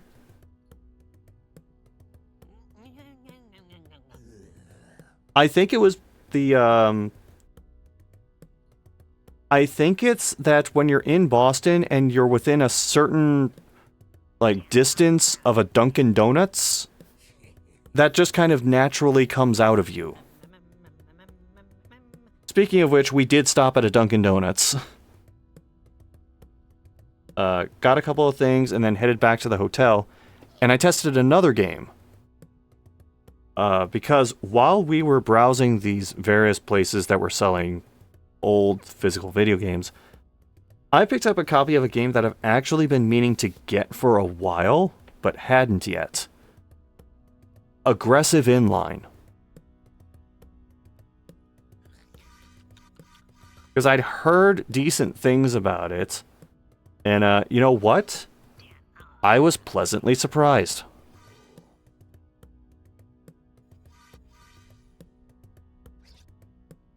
What do you want me to do? Here.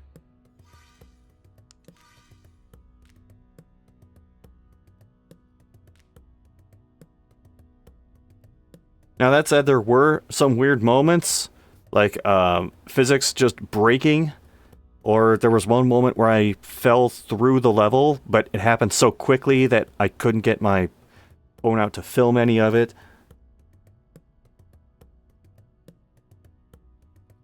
But yeah, overall, pretty fun, actually.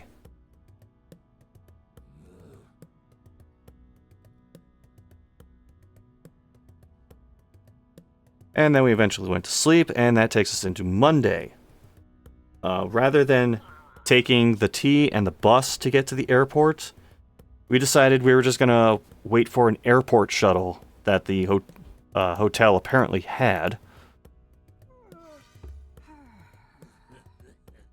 Only catch with that was we had to wait till the top of the hour, which ended up working out anyway, because if we had taken the T and then the buses, it would have taken roughly the same amount of time, but we would have had to pay to use the T and the bus shuttle.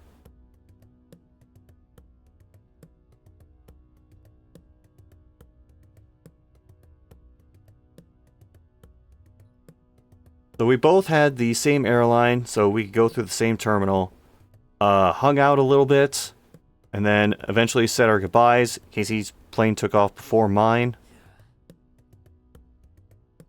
And I decided to hunt down something else to eat and drink, because the donuts ran out. And I'm going to, like, all of these, they're called Hudson. They're basically like corner stores with food and drinks and trinket crap. And I'm realizing none of them have cherry Coke. I went to 3 different Hudsons. Because I checked, like, the actual, like, restaurants and fast food places. None of them listed cherry Coke either. I found, at the 3rd Hudson I went to, 1 bottle of cherry Coke toward the back of the refrigeration unit. So I got that, and then I went back and I got a couple of donuts from Dunkin'. And that was my belated breakfast.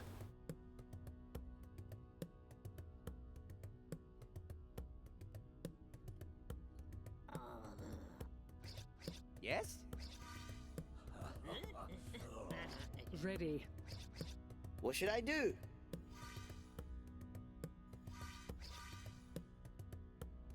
Now what?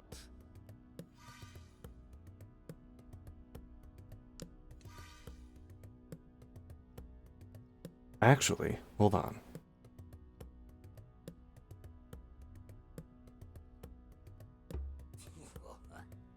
Well, I don't know if I want to do that. Command me.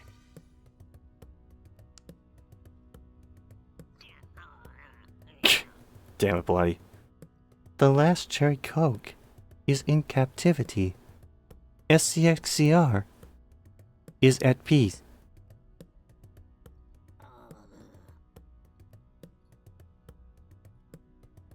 So my flight comes up.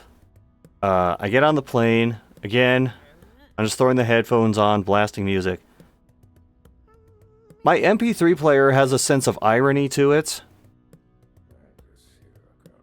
Sometimes, just because I have it on shuffle constantly. So it's constantly cycling through like all the different songs that I have on it. Very first thing it plays as the plane is taking off is Around the World. Daft Punk.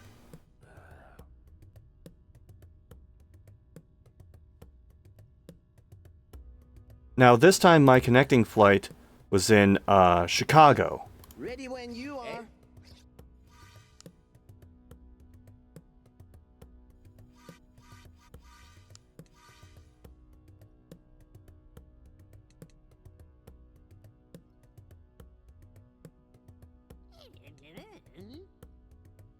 Espiritan toke me. Ready. Aye. Time to hike.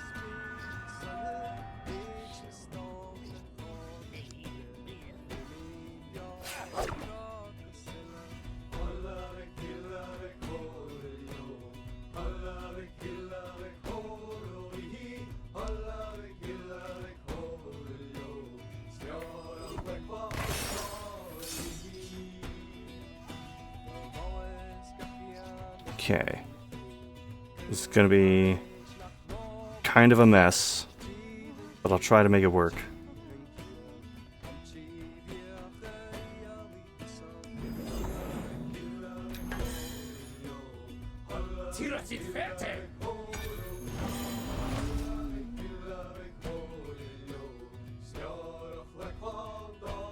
So my connecting flight went to Chicago, specifically the Midway airport for Chicago, not O'Hare.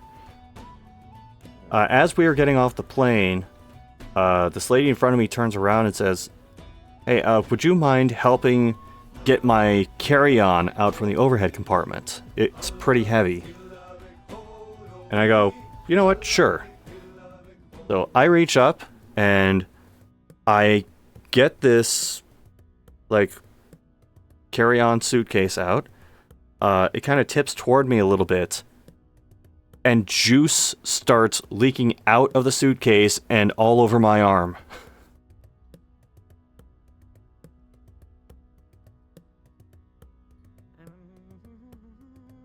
And I like, shit, lady, your suitcase is leaking?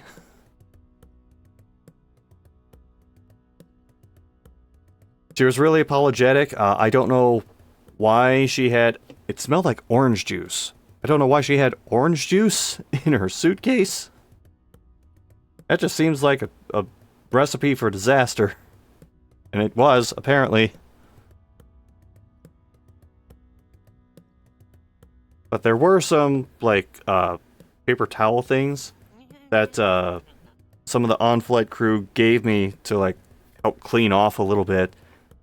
And then once I was off the plane, I beelined it to the restroom and just, like, washed and wiped off my arm. And some of it also got on my shorts, so, like, toweled that off as best as I could.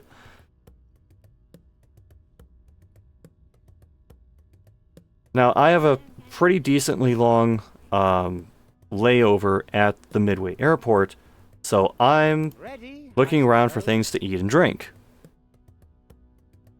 And I figure, well, we're not going to have the Boston problem here. I'll just get some Cherry Coke. There are Hudson stores here, too.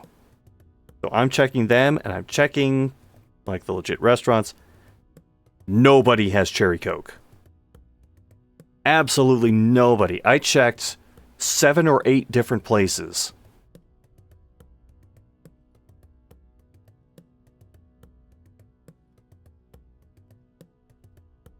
So eventually I cave in. I just, fine, I'll just get a regular Coke. And then I also got this, like, thing of mac and cheese, which the cheese was a mix of, like, pepper jack and something else, and it was actually pretty good.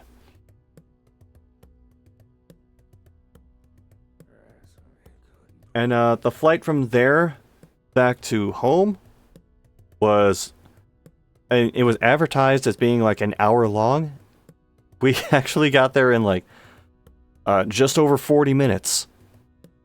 It was such a short flight that I don't even know why the flight attendants bothered handing out like drinks and snacks to people. And from there, my wife Tiger picked me up at the airport. It was like, I think 9:15 at night when I got back, so it wasn't a ridiculous hour or anything. And that was PAX East. I'm going to have another stream at some point where I'm playing some of the things I either got from PAX East or learned about demos through PAX East. Ordinarily, I would have done it back to back, but I can feel my voice going, and it is getting kind of late. I had a late start because of work. Command me.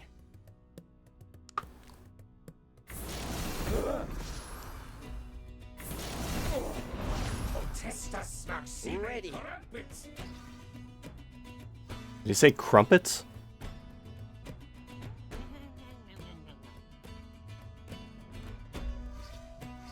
Speak.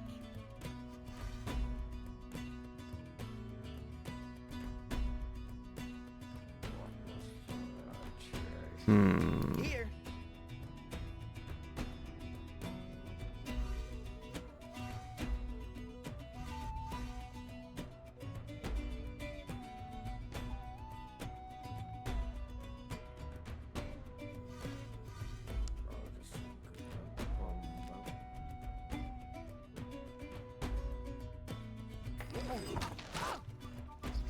On your word.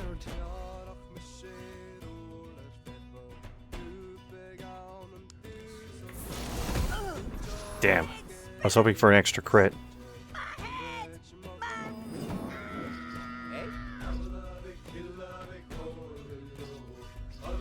Yeah? What?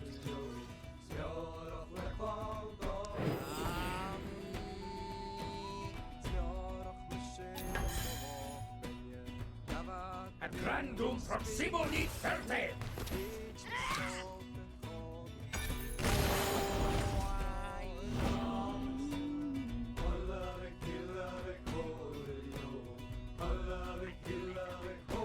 Gotta get sleep before work. But I do it overnight. Okay. Best of luck with that one roll. Yes? And thanks for hanging out.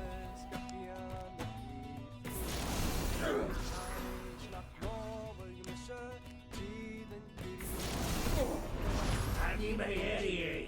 Look here.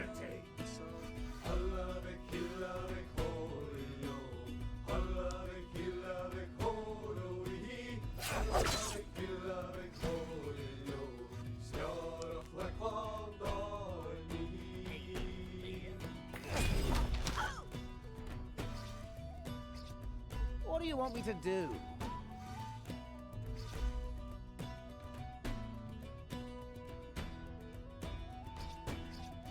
Ready.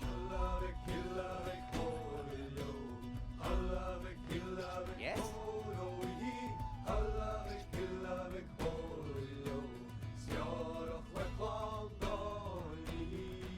What should I do? Behind. Now what? On your word. Ready, I suppose.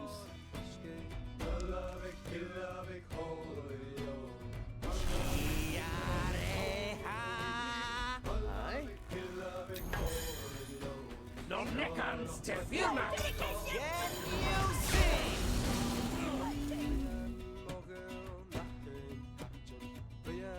Yes?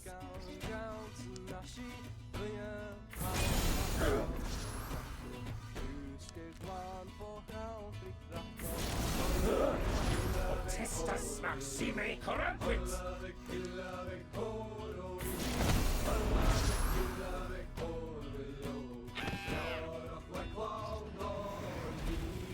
Okay, good. Now what? Yeah? Away I go.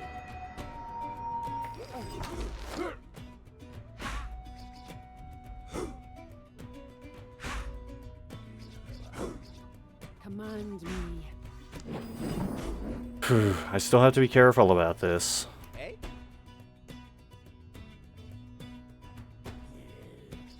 Unless I throw caution to the wind and do something silly. Their spirit untook me.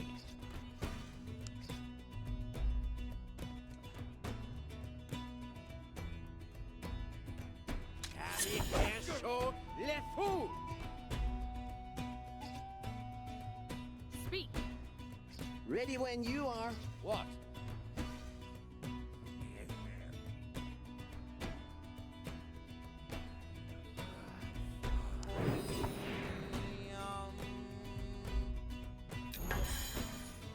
Nedurior, sacred deny! Aye? Ready.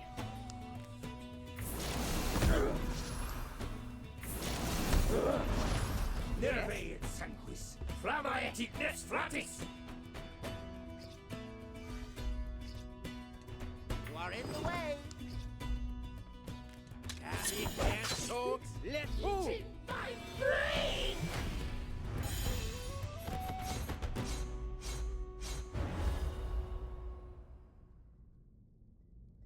Okay.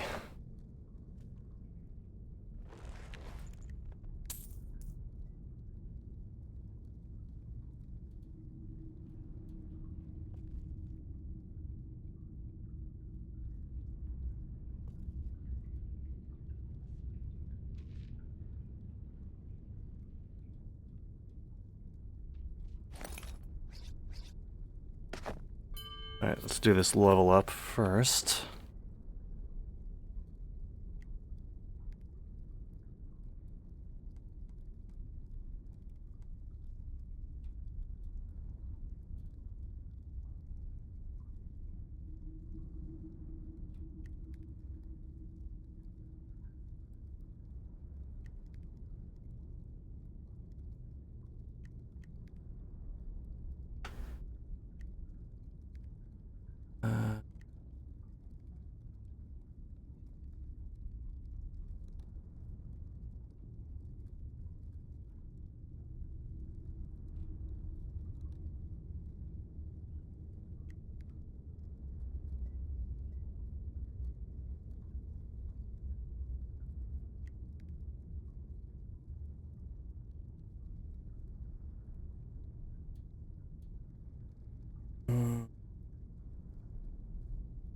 Actually, I need to check what weapon is first before I make any decisions.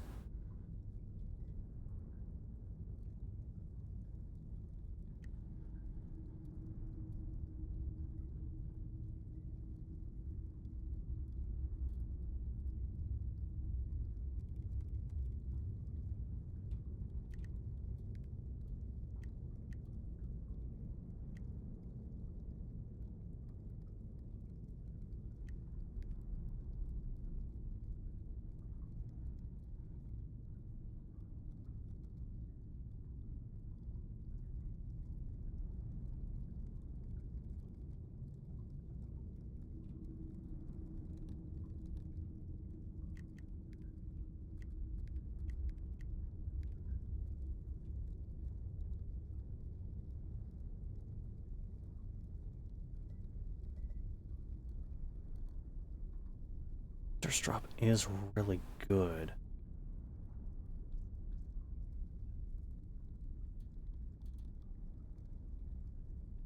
But I need to make sure I can get a razor strop sometime soon. A lot of these are feeling like build for the future kind of moves.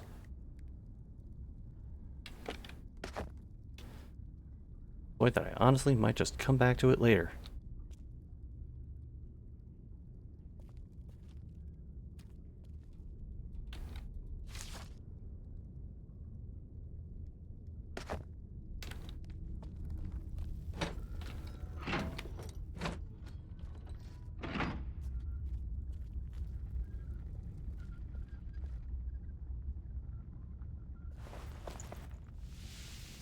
I think I'm just gonna backtrack to the previous save point, use that, and then I will call it for the night.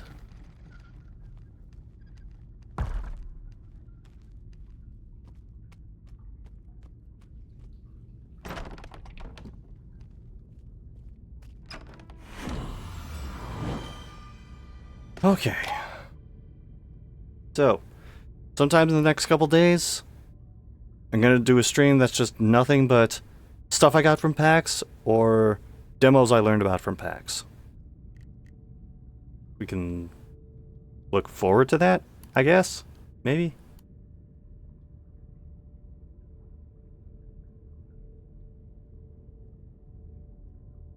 Doesn't look like most of the people I'm usually rating are doing anything, so we'll just end it here. So, thanks for hanging out, guys, and I will see you at the next one. Take care.